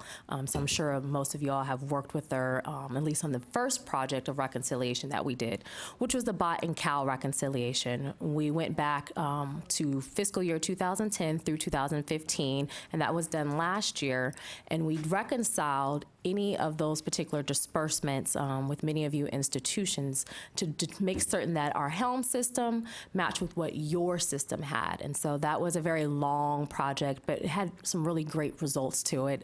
For us, the coordinating board, I'm sure it was very hard for many of the institutions to go back and look at their student records, but it did allow us to reconcile those programs. And with doing so, we were able to move the reconciliation into the financial aid database. And so we introduced the CAL, BOT, and TASC into the financial aid database report for reconciliation for the FY16 year. And we'll continue to do that to make certain that our system matches what you have dispersed out within your system. One of the other activities that we also decided to do was to make certain to include out an Excel spreadsheet of the total student account dollars as well as student records for both CAL and BOT. We did that last year to make certain that you could look to make certain that your particular student records, when you do get ready to do the financial aid database, did match up with what we had in our Helm system. We will continue that particular process as well. We will be sending out that information the week of September 15th because it allowed us to get through both your summer terms and to account for any possible returns that may have come back in between that time frame. And so having that particular reconciliation should allow you the opportunity to ensure that your FAAC's reports will match up with our budget amounts, and if not, we'll have the ability to make any kind of modifications before you have to certify that particular financial aid database report for the 17 year. Along with that, we did start including the BOTS, CAL, and TASK program for our return of funds form. That was very new within the last year. So basically what that means is whenever you're trying to return funds to the coordinating board, you are required to complete a return of funds form with information to ensure that we are able to apply the return money to the appropriate borrower's account. We want to make certain that we apply that money that you have returned to the account, and therefore the student will not have to owe back as much money as they initially had borrowed. Along with that return of funds form, we use that to do a monthly reconciliation of all three programs to make certain that the funds did come back. Just because you fill out the form, sometimes if you're working with your business office, they don't always return money timely when you actually complete the form. So we want to match up to make certain that the form that we received and the money that was stated as being returned actually did get returned, and it was applied to that student's account on our end for the coordinating board. And again, that's done on a monthly basis. We'll look at those return of funds form and then make certain that within our own system, it does show up that that money was returned and applied accurately. In addition to those activities, we have just been working with institutions who are requesting specialized reports to us, and we send those out weekly for certain institutions who want to do even furthermore reconciliation on their end. And we definitely want to make sure that if anyone is wanting to have any additional reporting that maybe you can't pull on your end through the web focus reports, we are always here to provide any additional reporting that will help with any monthly or weekly reconciliations that you may be doing on your institution. So outside of the major project that we did for BOT and CAL, our return of funds form that we have implemented for the loan programs, also supplying information to you to help you with the financial aid database report. Those are some of the activities that we have done so far on our checks and balances for the loan programs. Questions? Did I miss anything? Can I? Okay, she will add something else. Just a couple of things. One of the things that we have also implemented over the past few months is a written documentation process to make any adjustments to the BOT and CAL or TASK loans. And so in the past, some schools would just call and say, hey, I want to cancel a loan or I want to reduce a loan. And so now we have processes in place where schools, institutions can submit that through an email request using our Contact Us link from the Student Financial Aid Programs website, and you will just give us the information needed, tell us what needs to happen, and those adjustments are made on our end. And so that was just one thing that I wanted to go over with everyone. I believe someone said they had a question. I haven't looked at this personally, so it's just a question. So if one of my staff is returning loan funds by check to you guys, it goes along with this return form, how can that staff person tell when it's been handled? Is it just going back into that individual student's records and seeing the principal back down to what we think it should be? Or what? I mean, if we wanted to make sure that we're following up to make sure. Right. The best thing to do is actually probably reach back out to us and we can let you know that it was applied correctly. I do not believe that you'll be, especially if you're trying to make your own calculations. And so I wouldn't encourage you to try to make your own calculations on what you think that principal balance should be for that particular student. So definitely contact us and we can ensure that it was done properly. Okay. And we can also, I think what you brought up was a good point to make certain that once we've determine that it has been applied back, to probably reach out to the institutions, and that way you will know. So I think you did bring up a good point, and we'll write that down to move forward into our procedures of how to notify the institutions once something has been reviewed and applied appropriately. That sounds good. Any other questions for Deshae or Sheba? I actually have one, but it's not loan related, but it's return of funds. If, in like this 399 business, if we had to return funds after the end of year report had been filed, besides returning the funds, do we need to submit a new end of year report? Yes, and so I did send out a communication regarding that as far as depending on the time frame. So we did align exactly with the Department of Education, so anything that is done after September 9th, an end-of-year report would not need to be sent to us. You do have until September 15th to send the end-of-year report if you had any, but if you already sent it and it made any impact and changes to a student eligibility, and that would cause you to have to return funds, or you had to redistribute that money to a new student, then yes, we would need that particular. On the late disbursement rule, you can. So you definitely want to make sure that you are applying that late disbursement rule. And if you have any questions and you want to make certain that this does apply to that particular student, please feel free to reach out to me. I can definitely make certain that you are complying with that late disbursement rule.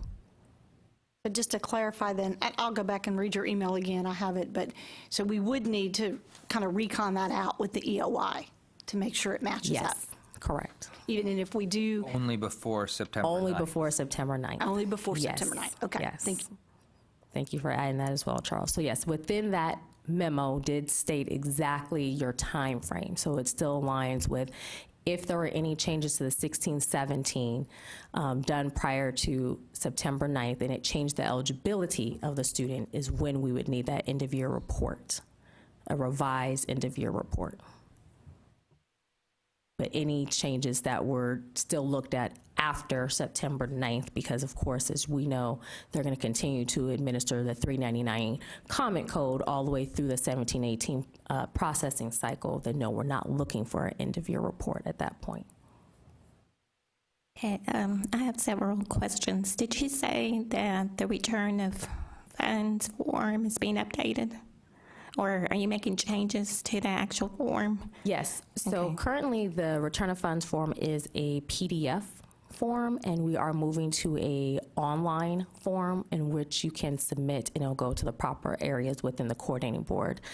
We have been testing out the online form, and we're hoping to get that communication out next week. We're working with our programmers, and we have a final test happening this Friday for it. That will allow, number one, you not having to determine where you're going to send the actual return of funds form to us. As you know, we are disabling our program mailboxes, and so we want to make sure that it's going to go en route to the right area. So once you submit it online, when you hit the submit button, it will then reroute internally to us, and you'll get a copy of that return of funds form as well for your own records. But it doesn't allow you to have to send in an email PDF version of that return of funds form, so it takes away any kind of paper. And the feedback that I received had to do with determining the options to complete on the form. So is it going to have like a drop down now where Yes. you can, okay, good. Yes, to answer your question, yes, it will have a fillable information and drop down mailboxes for you to go ahead and include, for the loan pieces of it, all the information required for the loans. And then for the grant, there'll be two different type of online forms, one that's going to address solely just for loans. So it's not a confusion, because loans will require different information in order for us to properly apply those funds, and then just a return of funds form for all other programs, because again, they'll have different information outside of the loans. Okay, thank you.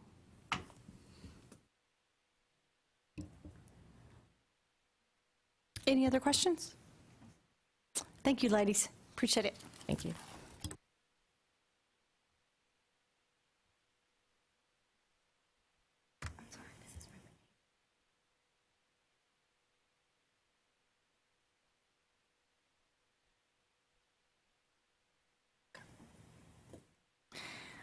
Okay, Chad, you're up next with Office of Student Financial Aid Programs.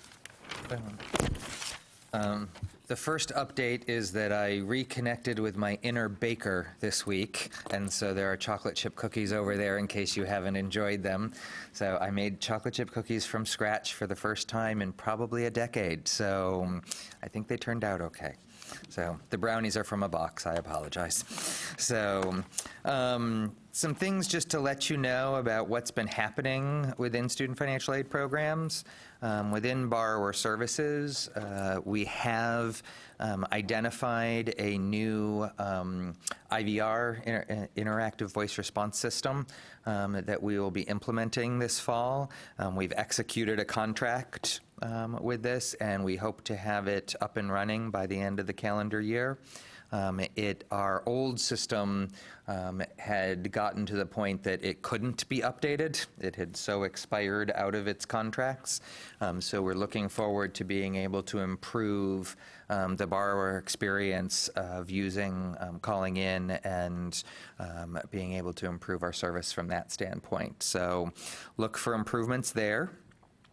We are also, on Monday, we are going to be updating our online payment to begin accepting Visa. We haven't accepted Visa in the past, but we will start accepting Visa. We'll be doing a soft launch on Monday, checking to make sure that it all works okay for a few weeks, and then we'll do more proactive notifications out to students, out to borrowers. The fact that we didn't accept Visa was probably one of the most common complaints that we received through emails, et cetera, and so we hope that that'll provide a good service to our borrowers. And I'm also pleased that amidst all of the things that could have been roadblocks to processing loans this past spring, we were down-staffed due to the hiring freeze. We were implementing a new system, and so a lot of people were working on that, and there's always the question as to what's going to happen when a new system goes up. But I was very pleased that we made it through the whole peak origination season without ever exceeding our internal goal of completing originations within 3 days of a completed application. And so I am very pleased with the efforts of our borrower services area to really focus on the students' needs and get those things processed quickly and out. Much of that is due to our new system, allowing a lot of it to go through with much greater ease. We have a significant reduction in wet signatures now that we can utilize all of the major browsers, et cetera. And when someone has to send in a piece of paper with a wet signature and get scanned and reviewed, et cetera, that really slows down the process. So that is going along well. On the financial aid services side of the house, the FY18 program guidelines were issued in July, and those are all out there for everyone. The end of year process was completed in July this year. The financial aid services staff did a much greater amount of proactive outreach to institutions. And so we were able to actually wrap the process up with institutions earlier than we have in the past. We didn't have as many that were dragging on, so kudos to Deshay and her team for getting on the phone and emails, et cetera, to help people wrap up their concerns. We were able to wrap up the MOU process so that everybody is all set so that they can start receiving money this month. And the FY18 payments have just begun or should be beginning any hour now probably. And so money is starting to flow out to campuses for the Grants and Scholarships program. It's already been flowing for the loan program. Within our central office, since the last meeting, the main piece has been the production of our annual financial aid report, which I'll talk about a bit on the next agenda item. And we're continuing to work through updating the rules for the recent legislative activity that occurred, retiring unnecessary rules, making sure that the current rules reflect the accurate information, et cetera. And one of the things that I wanted to mention to you all, we're all constantly looking internally to try to make sure, are these rules matching up correctly? Do they make sense, et cetera? But if you all are ever experiencing yourselves or hearing from others about the actual administrative code of things that don't seem to make sense or are causing problems or things like that, please don't hesitate to give us suggestions on areas to focus on. We'll continue our process of moving through and trying to make them as clear as possible, but if there are ones that you think are in greater need of review than others, ideally we're trying to get the administrative code to be as usable as possible. It does have to have a certain amount of legalese in its writing, et cetera, but trying to make sure, especially trying to get rid of stuff that's not needed anymore, because my thought is the less stuff that's out there, the greater chance you might actually use it, since you might be able to find what you're looking for. And so we're looking through at some stuff that is outdated. We've retired a couple chapters of programs that aren't active any longer. So anyway, so get us your feedback on rules so that we can make sure we're focusing on the places that would be most beneficial to you. And then most recently, working on trying to reach out, I mentioned in relation to Hurricane Harvey, mentioned the borrower efforts that we did. The main efforts around institutions from a financial aid standpoint have been on providing the affected institutions with some relaxation of the timely disbursement process. And so we sent notices out to them and identified the institutions that we have believe are in the affected areas, and it also included an indication that if an institution ran into difficulties but wasn't on the list, to please reach out to us so that we can make sure that we are covering all the institutions. So we provided them with some additional time to get money to the students, because we realized that there may be just challenges in literally getting the people in there to move the money where it needs to be, as well as providing some additional time to get the money back to us if it's not going to be used, since there's probably going to be a little more activity of figuring out who is and who isn't and where does money need to be shifted. So that's been the main piece that we've been doing with institutions, is to provide them with that relief.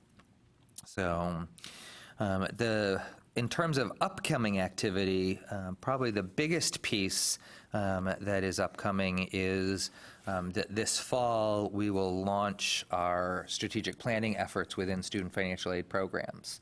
2 years ago, we went through this process, and I've presented here before about the strategic plan that we came up internally to focus on improving our compliance, our customer support, our communications, and our culture of employee excellence, what we call our 4 Cs.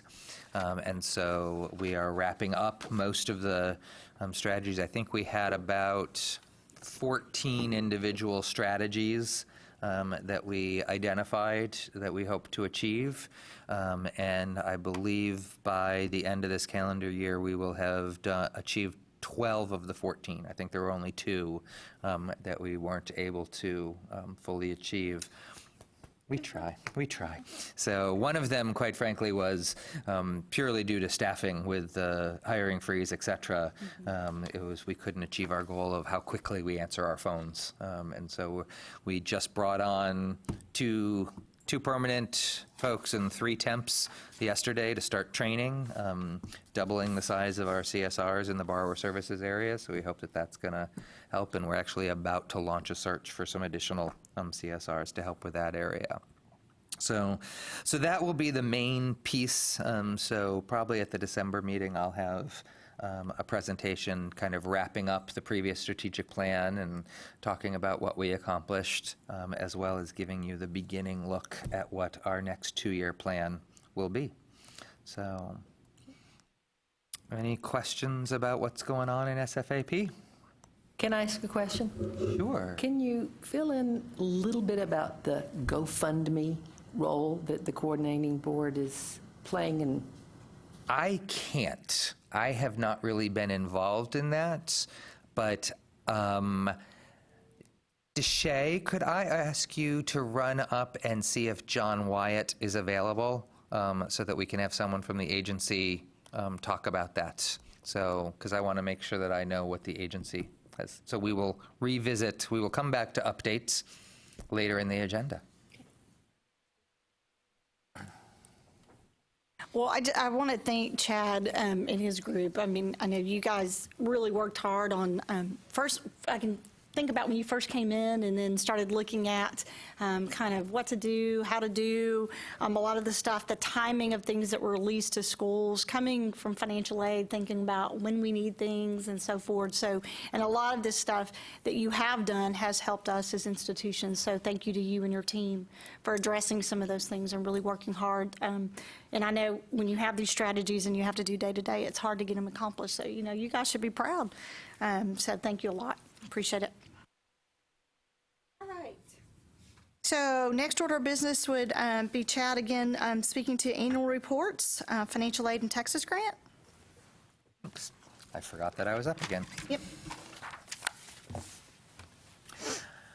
So we have two major reports that we do, each year, and that's the Texas Grant Report and the annual financial aid report.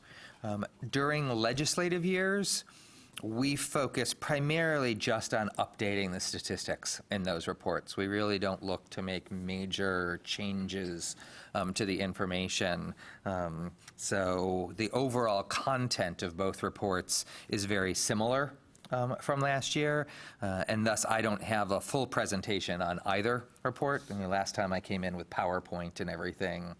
But I did want to share with you a few highlights of the information that we saw and some of the things we're kind of paying attention to.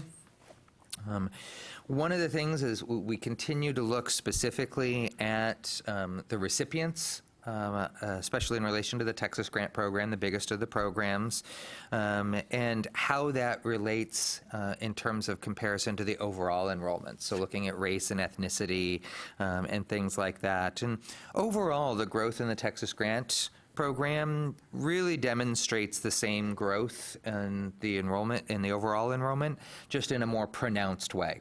So everything's moving in the same direction, but it's moving more so with Texas grants. The increases in the percentage of Hispanic students, decreases in the white student enrollment, and relatively unchanged representation in African American and Asian students. Looking at Hispanic population specifically, for the past 2 years, these students are represented in the Texas grant population by almost 19 percentage points more than in the overall Texas enrollment.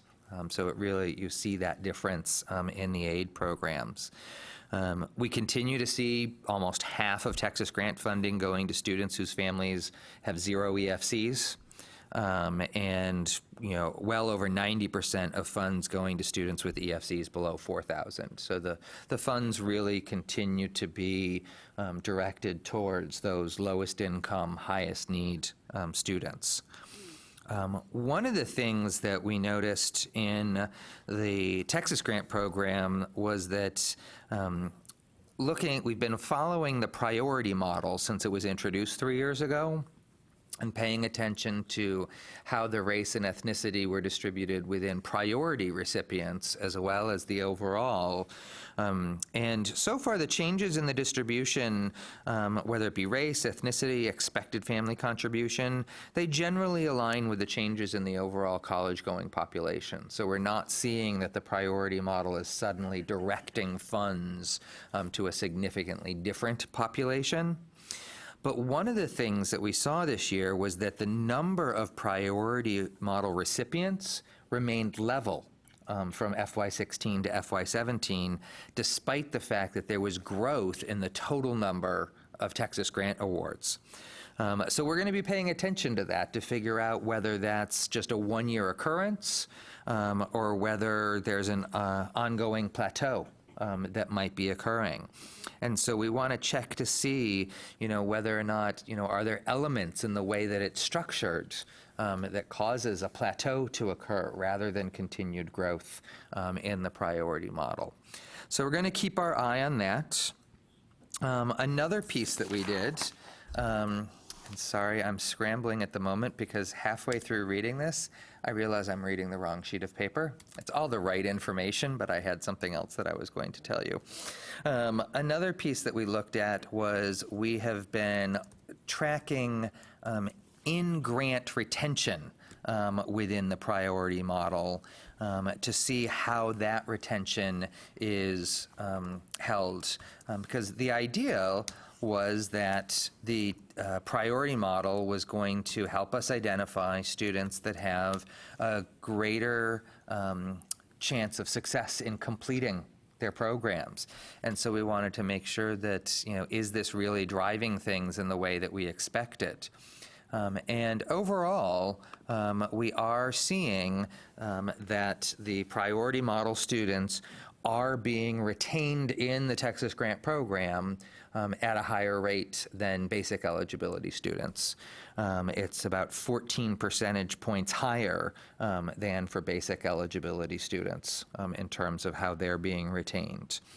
And so a couple other things that I wanted to point out as well is that we are still seeing continued variance in the exemption waiver reporting between what's coming in on FAADs and what's coming in on the IFRS reports.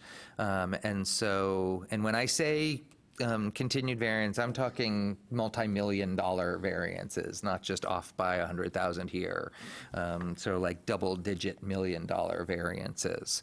And so one of the things that we are going to be looking at is working with institutions on this discrepancy, because the FAADS report does indicate that it should include any students receiving financial aid, regardless of whether it's need-based, regardless of whether they applied for financial aid. Exemptions and waivers are a part of the financial aid program that's being collected. The challenge and why this is so important is that without good exemption waiver data in the FAADs, we are not able to give the legislature good data on what the true unmet needs of the Texas population is. And if the legislature doesn't feel that they can rely on our data, then they might not feel that our case for the need for funding is as strong as it should be. And so we want to make sure that we are giving them good information. So we're going to be looking into how can we do more detailed checks of comparing FAADs to IFRS, how might we include it in the final certification of FAADs to make sure that it aligns. The IFRS data is just lump sum data. It doesn't give us any kind of student by student record. So even though we have the totals over in IFRS, we can't pull it into our FAADS analysis because we're doing student by student analysis. So that's probably the biggest challenge we're still facing when it comes to the FAADS reporting. The checks and balances that DeShays area and financial aid services have been doing have really helped us improve on the reporting in that area. And I know that they're intending on doing as much proactive outreach with FAADs as they did with the end of year to help everybody wrap up. We also realize that people are probably going to want to wrap up FY17 even quicker than they usually do because you're going to need to quickly turn to the first submission for FY18, which is due in February. And so we're guessing that people are going to want to get FY17 done and out of the way. And so her group will be there to be able to support. A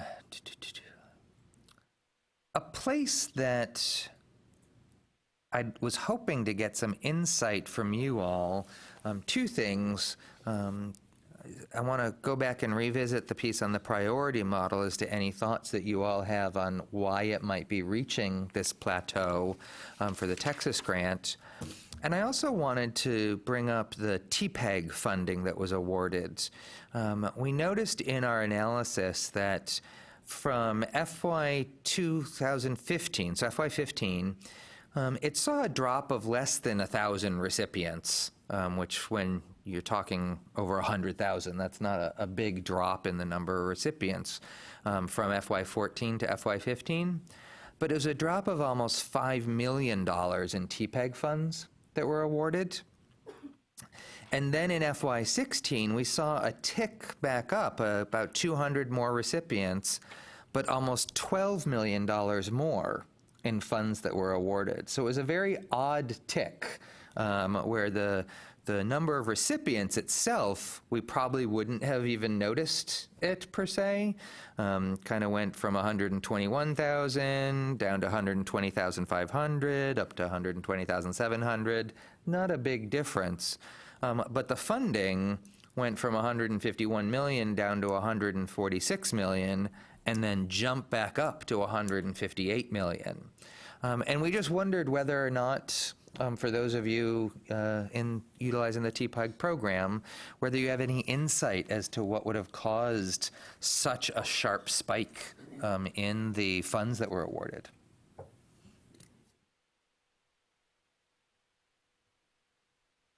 It possibly could have been a shift in students attending higher four-year or degree-granting institutions as opposed to community colleges. I mean, our tuition is lower, therefore we have less revenue to award. So, we might have had more money to award, they might have had less in terms of enrollment. Impossible, I don't know. That was a point, wasn't it, when let's see.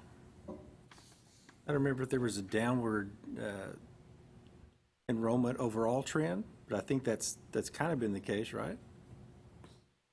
I know at the community colleges, there's been very stagnant growth over the past couple of years on the community colleges. So that's a piece that we can kind of try to trend from that standpoint of that. And if there is kind of what you're saying, if even though the numbers didn't change, if, I'll just make up numbers, if it went from being 40% of those students were community college students and it dropped to 30% of the community college and 70% of the university awards might be larger, thus causing that. So that's definitely something we could look at. Because I'll admit that we definitely looked at enrollment trends and enrollment populations broadly across the state as opposed to breaking down by sector. So I'm not 100% sure because we don't know what everybody's doing out there, but I know some folks were doing an exercise, because we're looking at IFERs and FADs and the differences or whatever. So I'm just wondering if some institutions had more in reserves and they're figuring out that they weren't spending enough money based on projections, because we do count on budget office to kind of give us, and then they're like, well, you need to make sure you're spending this money more proactively. And that could have happened for some institutions, so that might have been something that could have spiked, saying, oh, yeah, we need to pick up and spend more money or increase dollar amounts or something like that.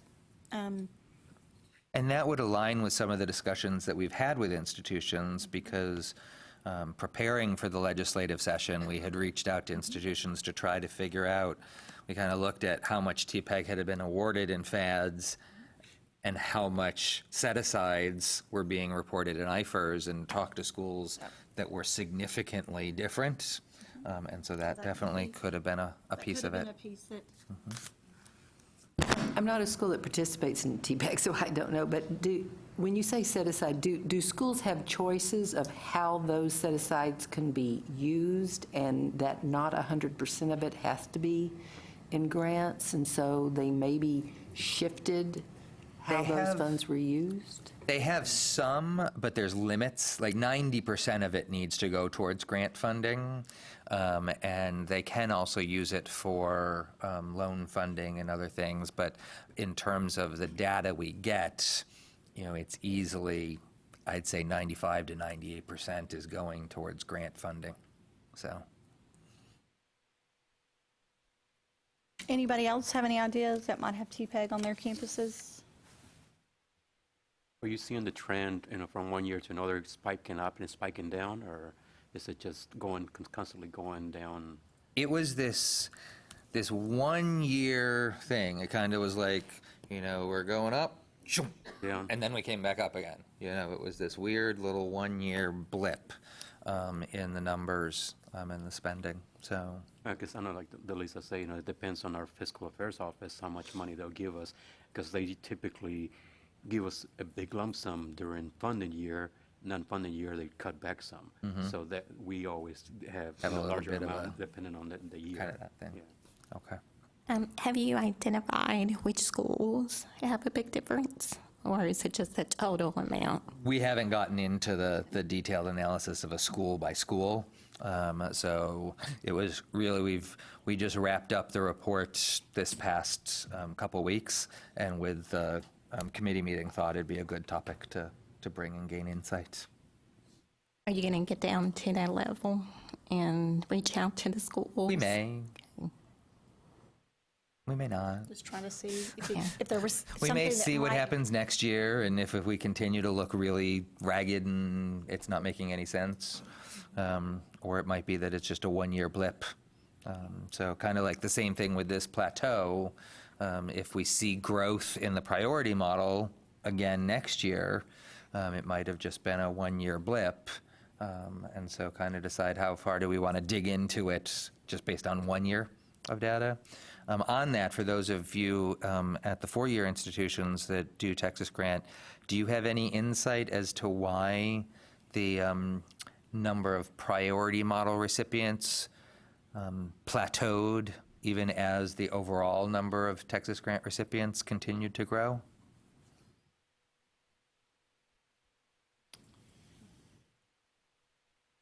I think I'd have to go back and look at data on our campus really to say if I could figure out any type of madness to like, well, why? I mean, and we could do that because like I know one of the things we do is, we go, okay, make sure we get all our priority, and then we can open it up. And so we do, and we can pick other students up. But I'd have to probably look at data just to see if I would see anything there that would suggest a difference or try to figure out why that plateau. I can't think of anything off the top of my head.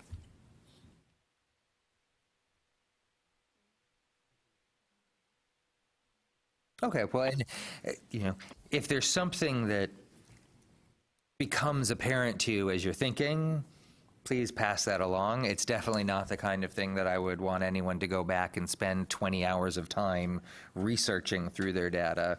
I was just more interested, every once in a while there's a thing that you're like, oh yeah, I know why that happened. We had that occur, or we had this occur. But it is something we'll keep an eye on and just see, because we also want to verify whether or not that has any implications for how the priority model is structured. If the priority model reaches a plateau and just stays there for a while, that might have implications as to how we're defining it. With the updated FAACs that will start in February, we're gathering more data to be able to identify priority model eligible recipients who don't get Texas Grant. We'll be able to kind of pull into the data to try to understand, so that we'll have a better picture of, is it just that that's all the priority model folks that are out there? And we'll also be able to dig a bit into the different pieces that make you, because there's kind of the 4 categories, and you have to meet 2 of the 4. And so that we can kind of look to see, is it really just everybody keeps qualifying under this one and this other one doesn't, really result in much qualification. So that's an area that we will be digging into. What was the implementation year priority model? Was that 14, 15? I want to say 14, 15. I think so. It was here when I got here. It was 14, 15? 14, 15. Yeah, 14, 15. Okay, thank you. Chad, I'm just thinking out loud. Yeah. Just thinking out loud, and this is totally out of my area of purview, so I'm a little hesitant to talk about it, but weren't there changes several years ago by the legislature in terms of the curriculum necessary to earn a certain high school degree? And I'm just wondering, for instance, I know that changed the math requirement, could that have an effect in terms of on plateauing? Just a thought. Yep. And depending, because I know some institutions, basically, a lot of students will qualify, they're going to fit that priority model, and some not. So I'm wondering if that curriculum change could be. Did they take a math? Yeah. And so now more qualifying there. I don't know. And we know that there is definitely variation between institutions, in terms of just how many priority model students there are in the first place. There are some institutions, these are statistics that are a couple years old, but we had, range all the way from an institution that spent 100% of its Texas grant money just on priority students and didn't even go on to basic eligibility students, all the way down to an institution that only spent about 15% of its money on priority students before they moved on to basic eligibility because they just didn't have the priority model pool. So that's something we hope to try to get into a better understanding of. Does the priority model take into account ranking class and standardized test scores? Yes. Yep. So I'm wondering if the preponderance of schools that are no longer ranking combined with the changes into the SAT score, possibly.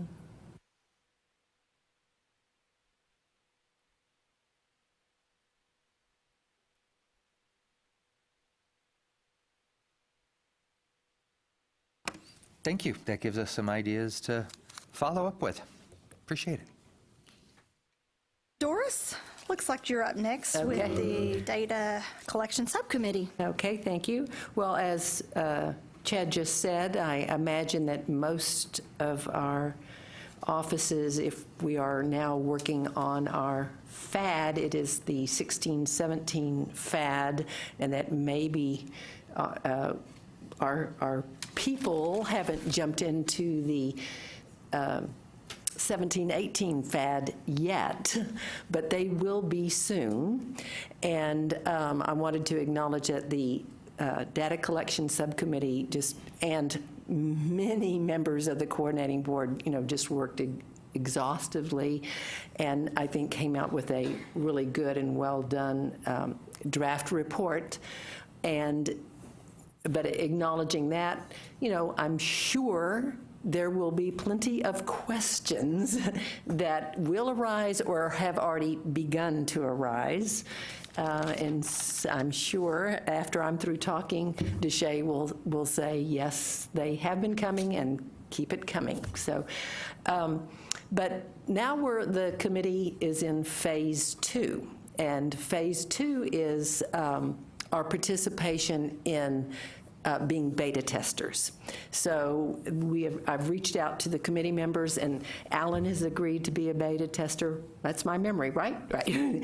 So has Carolyn Jones, and Carolyn Jones represents a banner school, and Deshay's going to talk a little bit more about that. A banner school that's part of the consortium. Some of us are banner schools that aren't. So we hope to have a kind of a good representation of people who are willing to be beta testers. So I want to come back to some of the other members of the Data Collection Committee who have not yet indicated their willingness to be beta testers, and please encourage you to be beta testers, because that will start soon and it's critical. So phase 2 is data testing, and then Chad alluded to a possible phase 3 that will follow. So with that, I'm going to turn it over to Deshay to talk about more specifics on phase 2.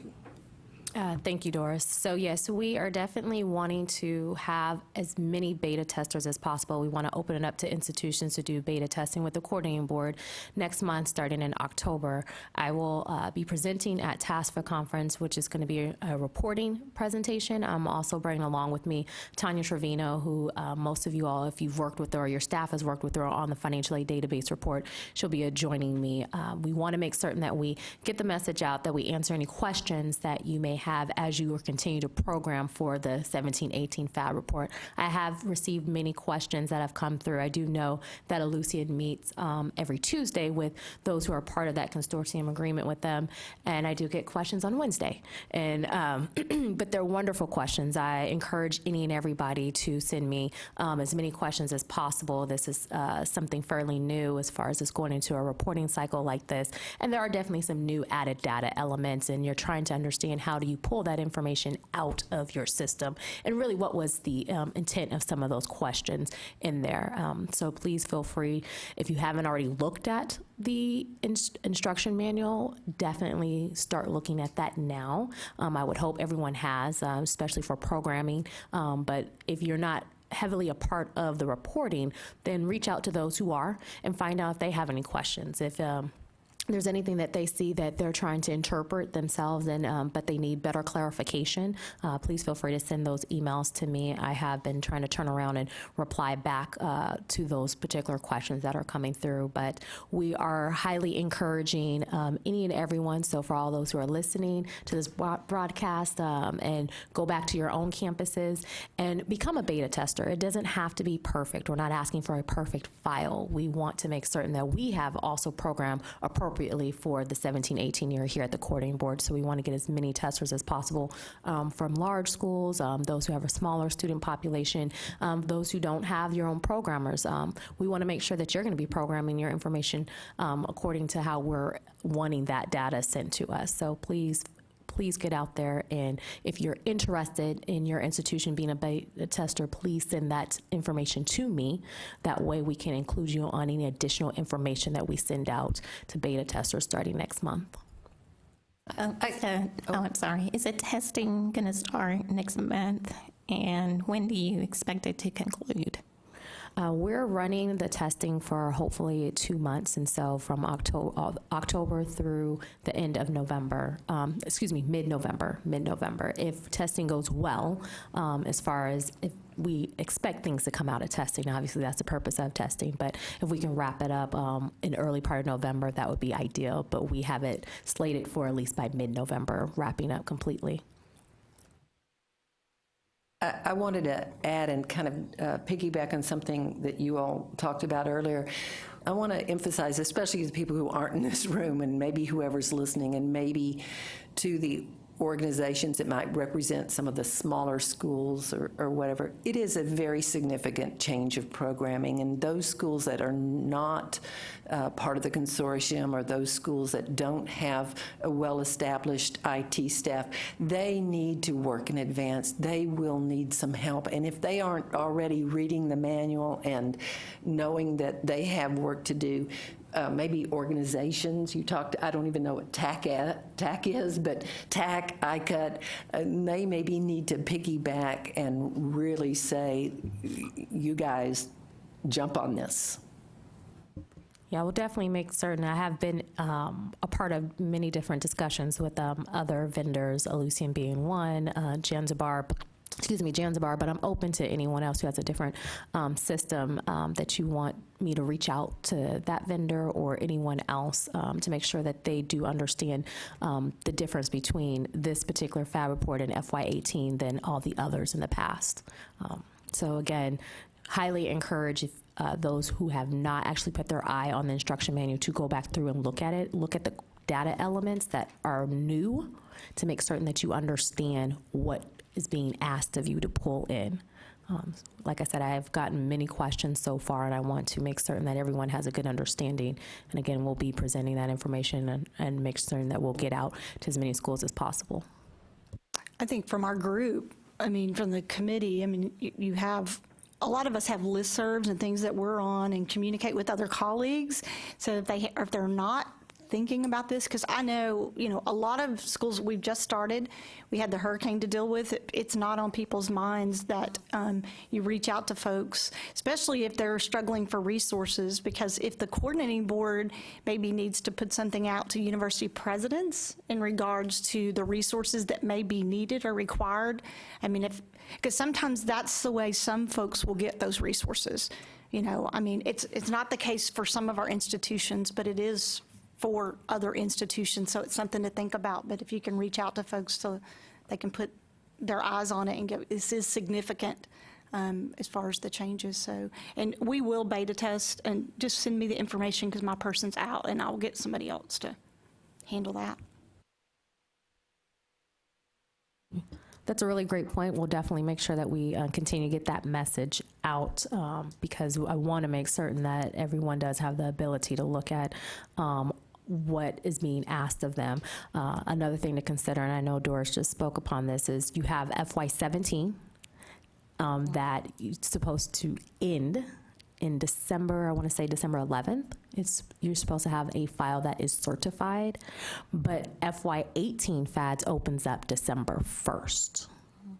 So again, all of us are very familiar with working with crossing over between academic years and pulling in data, and that's really important to understand that if you are starting to try to gather up your data for 18, you're still also in the midst of trying to close out 17 as well. And so we're definitely going to make a proactive measure for the next several months to ensure that institutions have the ability to close out 17 so they can really focus a lot of their attention on 18, because we want to have that particular year closed out for other reasons, but then we want to make certain that you do understand that you're going to be crossing both 17 and 18. One is closing, one is opening around the same time. So that's important because a lot of institutions are definitely falling behind on 17.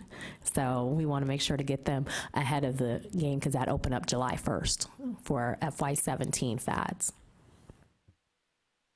And there are also different deadlines. I mean, because, you're right. We were so busy, and I went back to look at your email and realized that the first report is due January. Was it January 31st? So yes, you do have different deadline dates. Not only in FY17, but also in FY18. Right. So you have to have a file that's error-free in November for FY17 FAD. So November is around the corner. And in FY18, you have to have the same type of error-free deadline. So there are multiple deadlines that are coming up. And so when you look at it as far as on the long term, it's really more of a short-term view. These months go by really fast, so we want to ensure that you're able to have the resources available to you from the coordinating board side to answer any questions, not only for 17, because a lot of things did not change in FY17 FADS, but definitely for 18, to have that opportunity to ask away before it becomes too late. So for the schools that cannot attend TASFA, what kind of training will be available for them? My 2 trainers that we have on staff are going to start going out to institutions. They're going to their first one in October, shortly after the TASFA. So if you are interested as well as getting additional assistance and training on the FADS, please make sure that we have a training form that you can fill out that is located on our Student Financial Aid website. And we're also going to try to gear together some different webinars and see if we can go ahead and provide some on-site training here as far as bringing anyone who's interested to the coordinating board to go ahead and repeat that reporting training that we have. So I'll be working with my 2 trainers on that.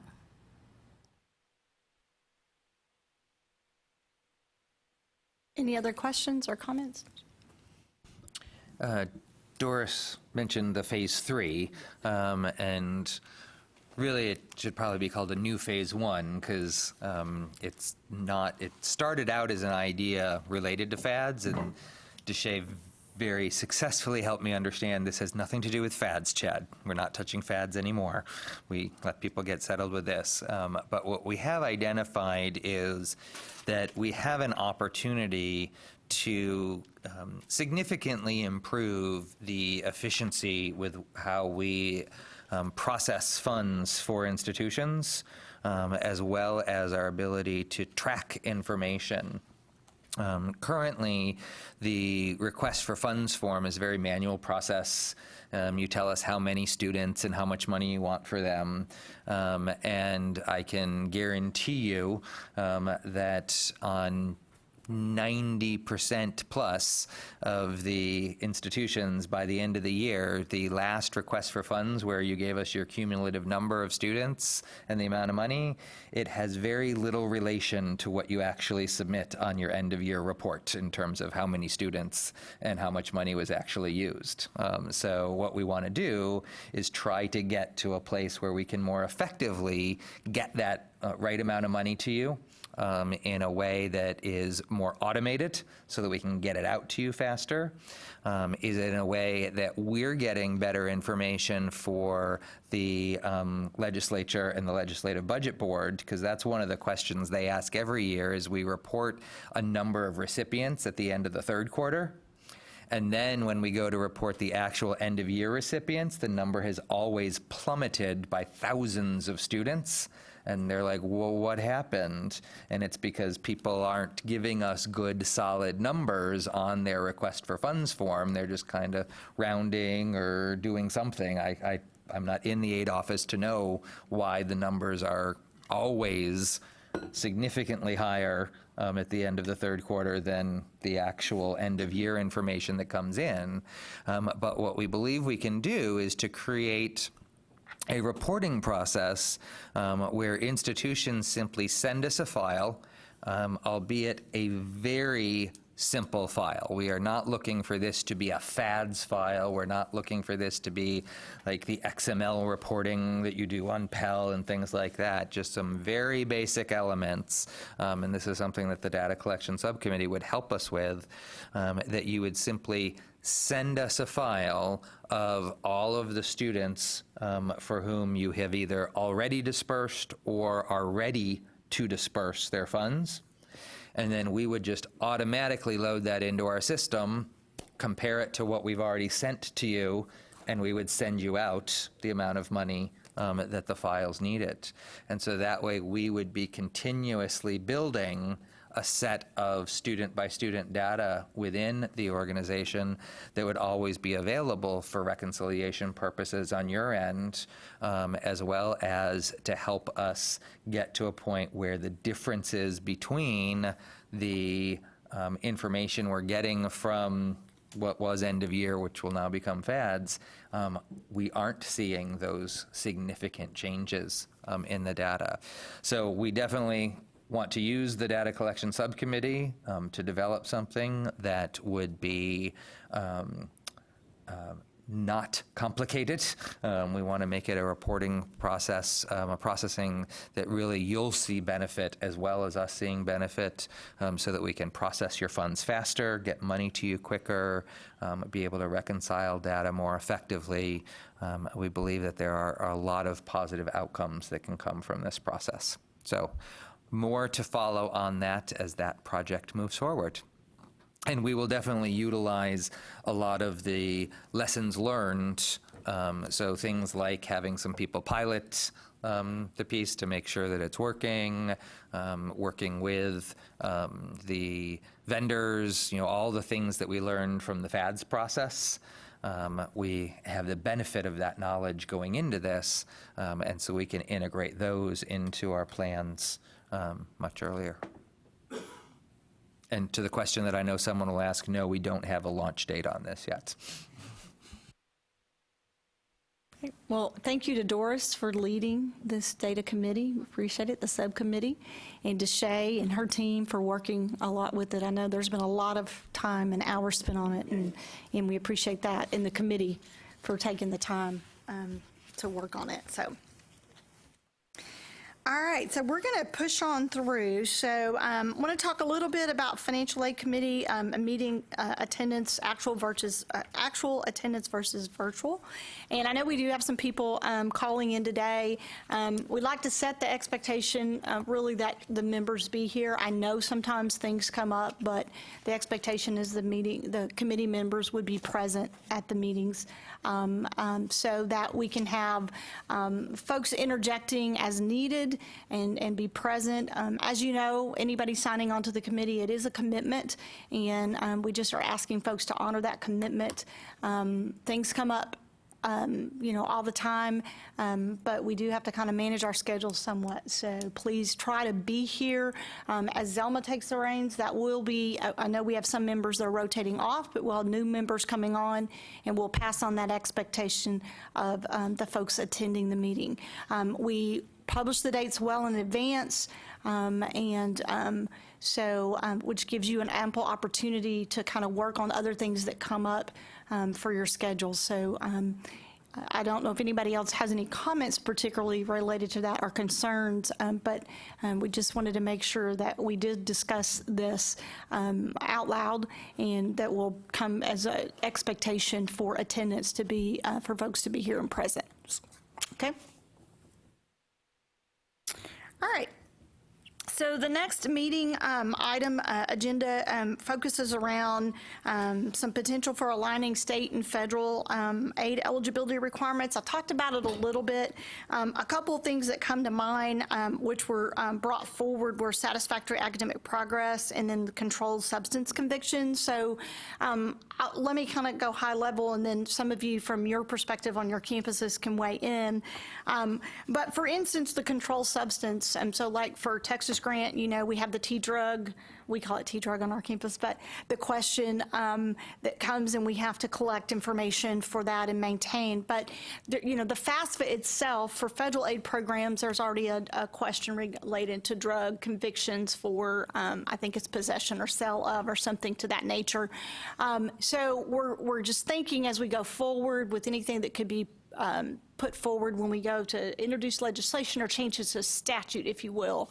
Can we align some things so that it aligns with what's there and we already do for the federal programs that would then reduce the burden on the student? I will say this again.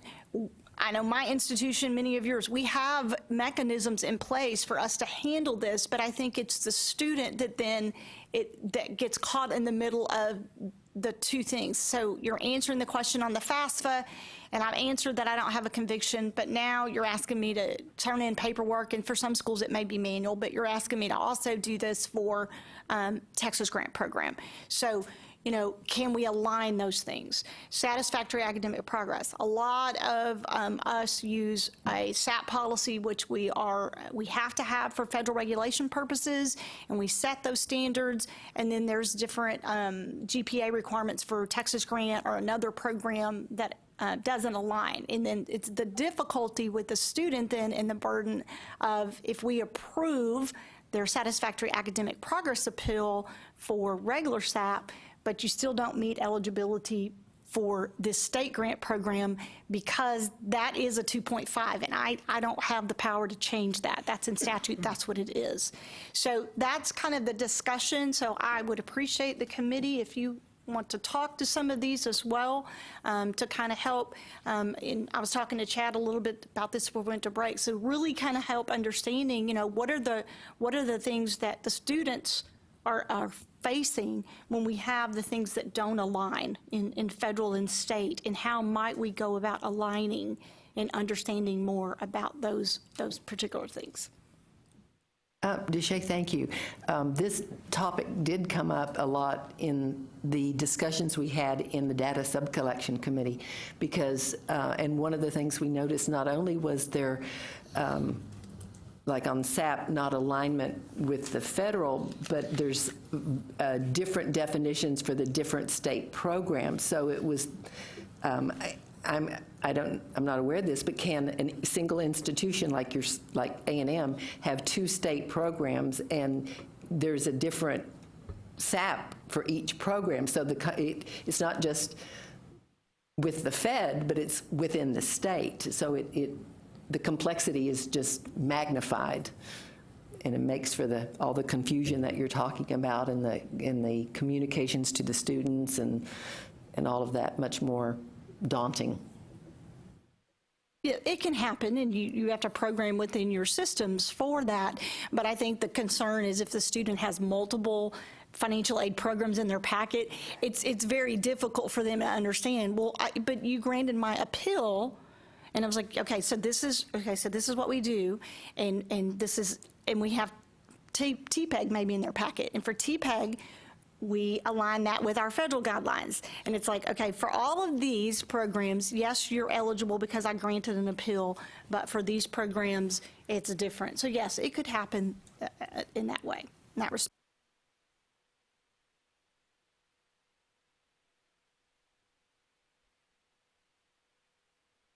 So in relation to FADs, that was part of the concern because of the It added to the, I mean, and then it adds to the complexity of, I mean, and I know you said, oh, we've already got that built in, but I bet you there are institutions that struggle, that they don't have it as well built in as A&M might have, and it's probably much more alternative processes and multiple communications to students. And so it was definitely something of concern within that committee. Well, I'll just add to Lisa, I agree with you completely, and I think the focus really is, administrative, there is a burden, but it's that customer service aspect. I would say not only in terms of satisfactory active progress and renewal eligibility, but the programs just having initial eligibility being different. When you're talking about underrepresented populations, financially needy populations, having to decide what criteria they meet and don't meet for eligibility and trying to figure out, that's yet another barrier that we're putting in place for students, because there are, as you said, different criteria from federal to state, and then within state as well as within federal programs too. So I think it allows us the opportunity for some of us, maybe as a side meeting, to talk about what, because I think that's what the coordinating board needs from us. We're the practitioners, we're out in the field, but what would we put forward as a recommendation and something that would be workable to say if we did this. So regarding what you just mentioned, Chris, as far as initial eligibility and aligning kind of like, well, what's the initial eligibility for a Pell Grant recipient versus what do we look at for a Texas Grant recipient? Or something to that nature. And are there some things that could be aligned there and that could help, to minimize the differences? Agreed, and working with the coordinating board in terms of what will those costs be. So correct. There will be a cost because that would expand eligibility, i.e. Right. the number of eligible students. So sometimes the data comes back to us having to show, well, for our populations, this would be, what we would see as far as an increase or maybe even a decrease or something like that for the programs.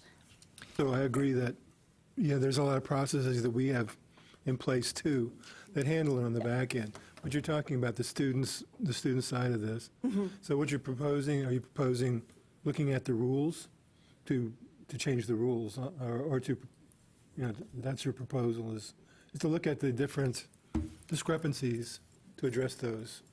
I think the underlying discussion somewhat came from the data subcommittee, and they were seeing the complexities, when they're working on FADs and saying that there is differences.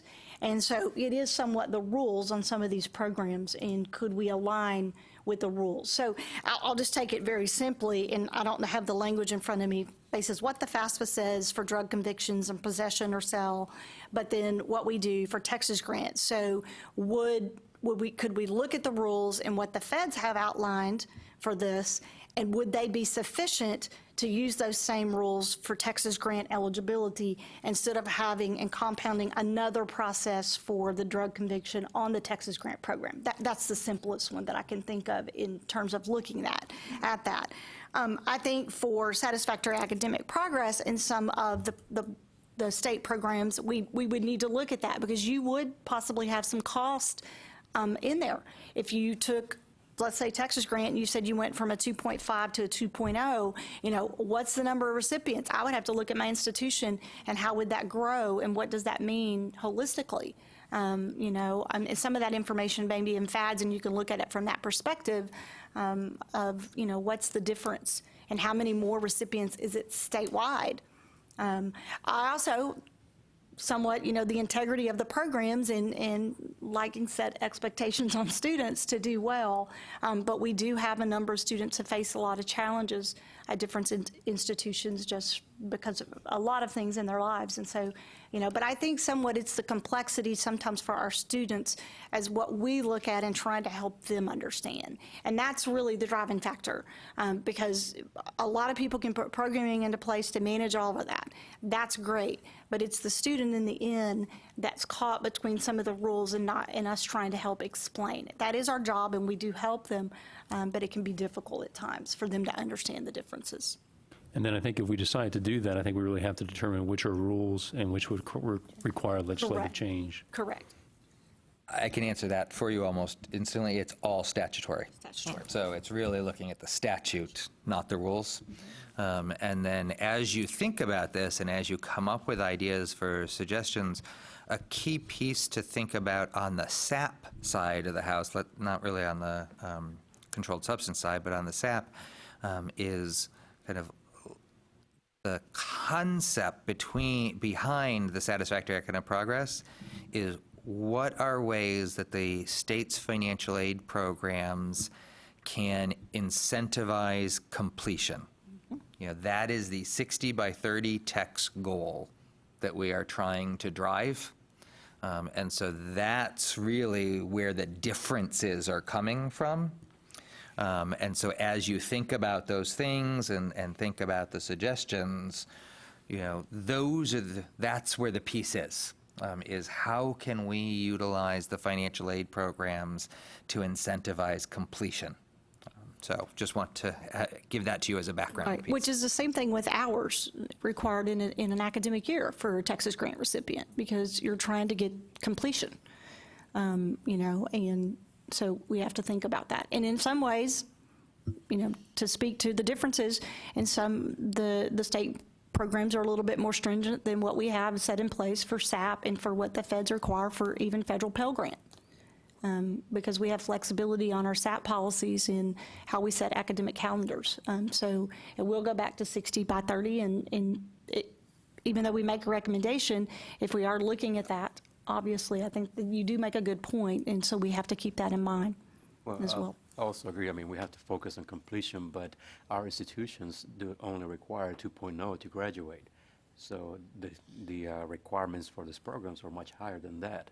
So, and it shows in my institution because I allocate 75% of my allocation to initial and only 25% for renewal, because I know I'm going to lose about half of them.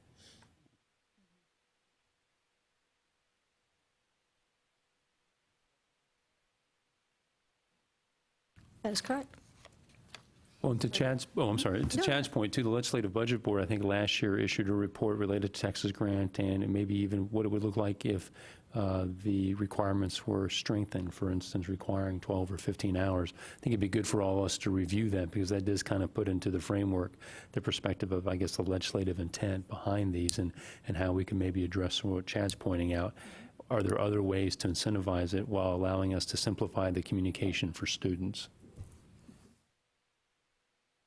So a lot of things to look at and understanding that, and there's also, I think all of our institutions, if we really look at, and one thing that I know a lot of us do focus on is completion, and some of our own policies at our institutions, and what we have in place to try to get students to complete. I know we have the conversation just anecdotally. It's like, when did students start taking 12 hours? We took 15, 16, 18. But sometimes that seems the norm. And so we do look at that and ask academic advisors kind of, well, why do you recommend 12? Why not 15? And we've even used some of our institutional scholarship money and put a completion rate, if you will, per hours up to 30 hours per year to try to incentivize somewhat faster completion rates. So we put 2 recommendations forth. And so are these the type of financial aid issues that we need to present to John in our next meeting? I mean, is this, I'm just trying to think of how, as committee members, and how do we move forward with making these official proposals? I would say there's not a need, like if you're thinking because John's not in the room, we have to do it again, we don't have to do it again just because he's not here, but wanting to make sure that we know exactly what it is that we're trying to put forward, so that we know really what are the pieces. Like, is your recommendation purely just, we want the state SAP to be exactly the same as federal SAP? Like, is that really all it is? Because then we can at least provide feedback on that specifically. I can almost guarantee you that there would be concern in the agency from the completion standpoint, that does not incentivize completion. On the credit side, whether the 2.5 is a different story on that. But so I think figuring out what it is that's really your idea, and going from there. Is this something that I'm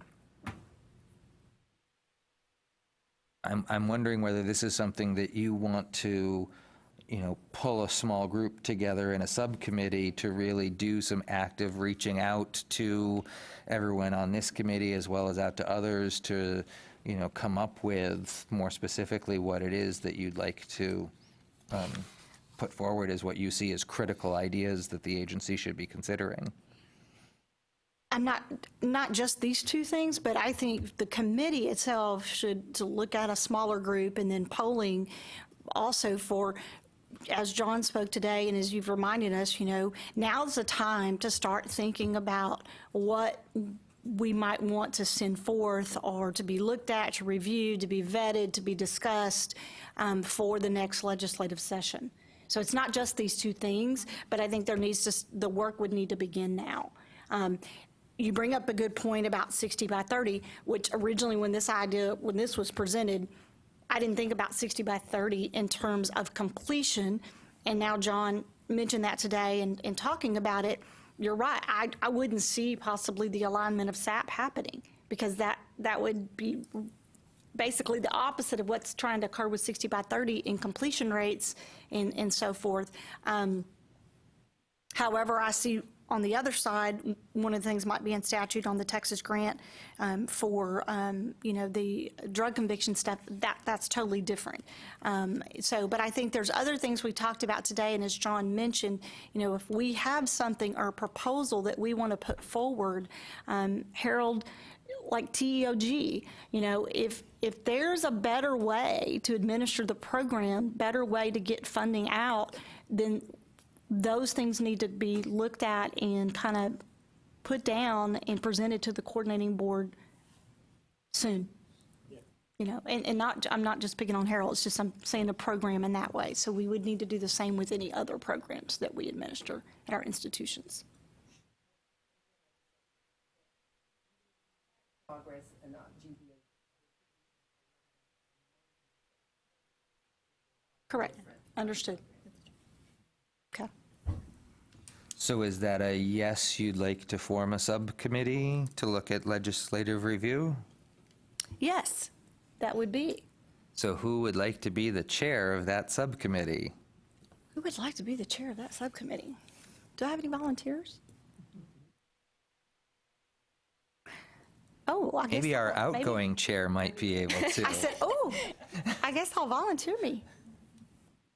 Okay. I don't. You're already chairing one, yeah. Okay. I'll Could definitely be on. I'll reach out and get some folks together and try to help guide the group towards some things. I to would kinda help think. represent it to your colleges, in your community. Sure. Thank you. Okay. Thank you. All right. Before we move into agenda item M, we're going to zip back up to agenda item H, the updates. And we're fortunate that we have Rissa Potter here to be able to give us some information on the GoFundMe. She is on the committee that is working with this program, and so she can give us some information about that effort. Yeah, thank you. Doris, thank you for bringing that up. My name is Risa McGuire. I'm with the Council of Public University Presidents and Chancellors. And my colleagues are with TAAC, the Community College Association, and also with ICUT, the Independent Colleges and Universities of Texas. These three sector organizations have combined with interested foundations and corporate entities in the state who are interested in spearheading a emergency financial aid program for students directly impacted by Hurricane Harvey. The group itself was formed about 2 weeks ago. We were able to work with the Communities Foundation in Texas to serve as our granting organization. So they established a GoFundMe account that's called Harvey Help, with capital HELP, and that stands for Higher Education Learning Pathways. The whole focus of this group is on raising money for emergency aid and to supplement our emergency aid programs on campuses across the state. So the fund was actually established last week. Initial press releases went out last week. We've got, I just looked, about $35,000 through the program just starting out. So we're excited about that, but looking forward to many, many more donations so that we can take that and distribute it onto the campuses. We as a steering committee will not be distributing the funds or accepting applications. What we're working on is a program where we can turn around and send the money as quickly as possible to the institutions in a prioritized way based on the number of students most directly impacted by the hurricane, and that this money then go to the institutions with established emergency aid programs, and they can use their institutional policies in awarding those funds and determining who gets those funds. I know a lot of campuses, and some of those involved in the steering committee are working with the federal government, the Department of Education, in making sure that this aid award doesn't necessarily impact those students and their overall financial aid packages, so we expect to be able to share information on that as well. When our announcement to the institutions goes out that says this is how the funds will be awarded, this is our priority list, and as we get more funds, we'll try and turn it around as soon as possible to the institutions. Let me ask a question. So were the institutions, I thought I'd read that institutions would apply for the funding? Or is that? Yeah, no. I think that'll make it way too complicated. Okay. The question is how we identify who to send the money to, if it goes straight to the president's office, or if, what kind of requirements come in as far as technically by accepting these funds, there'll be report requirements that come back because of the foundations who donate to this program that expect some follow-up. So we're still working on the kind of requirements that would go with issuing the funds, but our ultimate goal is to make it as simple as possible to get the money out to the institutions as quickly as possible. You mentioned it not affecting the students' package, and I just want to talk about that briefly because I was exchanging emails with the Department of Education this week because in their emergency aid disaster relief, there is one section on the second page of that document that talks about funding that goes to students that are affected by natural disaster. And it read, and we interpreted it as if the student was receiving funding not for educational expenses but for other expenses, that you don't have to count it. However, when I asked the clarifying question, the email received from the department is it would have to be included as estimated financial aid in the student's package, but you could work with the student in your normal professional judgment ways to increase the cost of attendance. So I just want to say that out loud, because if you read the documentation, it doesn't really say that from the federal guidelines, but you would have to be working with that student and then document whatever it is that they're trying to cover with the funding. It could be their apartment, replacing clothes, whatever, and do your normal due diligence with professional judgment to increase the cost of attendance before, so if you're going to give them that money, and it would make them in an overaward situation. Right. Is there something, and I could have easily overmissed it, but it's something that we need to do or to have done at an institutional level to be a party to this? No, right now, and that's why I've been zipping in and out, I apologize, is visiting, for instance, with coordinating board staff on the data related to establish a priority list and how we might best, there's so many moving parts in terms of donations available and how we can get them out, and how, with the potential for 500,000 students to be impacted, how to be meaningful. So we're still working on the details, but I believe because it's with the PUPSI TAC and ICUT, the outreach will be to the presidents. Thank you. What was your name again? Risa McGuire, with the Council of Presidents, Public University Presidents. Thank you. Very good, but I do look forward, and I think Chris and I were visiting early about sharing this information with TASFA. So from the technical side and what Delissa mentioned as far as working with the Department of Education and getting all those details worked out, our job is to raise the money and get it to you as quickly as we can, and then rely on you as working out those details. So, thank you. Thank you for filling in at the last minute for us. Yes, thank you. Does anybody else have any other business to present today? Totally off the subject that we've been talking about, but work study. I want to ask about the work study requirement now with the 20% that's required of off-campus. Is that something that's ever going to be reconsidered with the 20% of the students having to work off campus? Because I know there's some community colleges that are opting out because they're not, able to meet that requirement. Well, we did propose the legislation, the Texas Works legislation, that would have removed that requirement and instituted the Texas Works program. And as John mentioned, that didn't go through, but that is something that he mentioned that he believes would be something we would continue to look at. Okay, thanks. So there's a possibility it would, if it gets passed, the Texas Works, that 20% requirement would go away for schools that have funding. Right? Anything is a possibility. So if it's you're a looking for me possibility. to state I'm not what going can to tell you happen. yes and yes. But it is a statutory requirement. It is not a agency rule. We created a rule because of a statutory requirement. So the only way that it can go away is through a statutory change.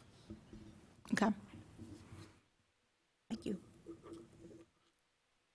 Okay, so with that, I want to thank the committee and Chad for allowing me to serve this past year. It's been my pleasure. I've learned a lot from the first meeting, even though I've sat around the table, it's a little bit different when you sit in this seat. But I want to thank you all as committee members for responding to emails and things I send out. I want to thank the coordinating board staff, because they do a lot of work, and so thank you all sitting out there, but especially this guy here, Chad. He does a lot in preparation for these meetings, more than you ever know, as I learned, and I appreciate you being open for anything that I submitted, and for the time and working with me to get prepared for the meetings and guiding the meetings. So I know it's a lot of time and effort. And I'd like to thank the coordinating board again for the board extended us as a committee for 4 more years, and we appreciate that, to continue to have a voice in the student aid programs in Texas. So thank you again. And so officially now I turn this over to Zelma DeLeon, who will be the new incoming chair, and I'll serve as past chair. So. Well, Delisa, we want to thank you. And I don't have a cup for, but we do want to thank you for your dedication and your service as chair this past year. Okay, yay.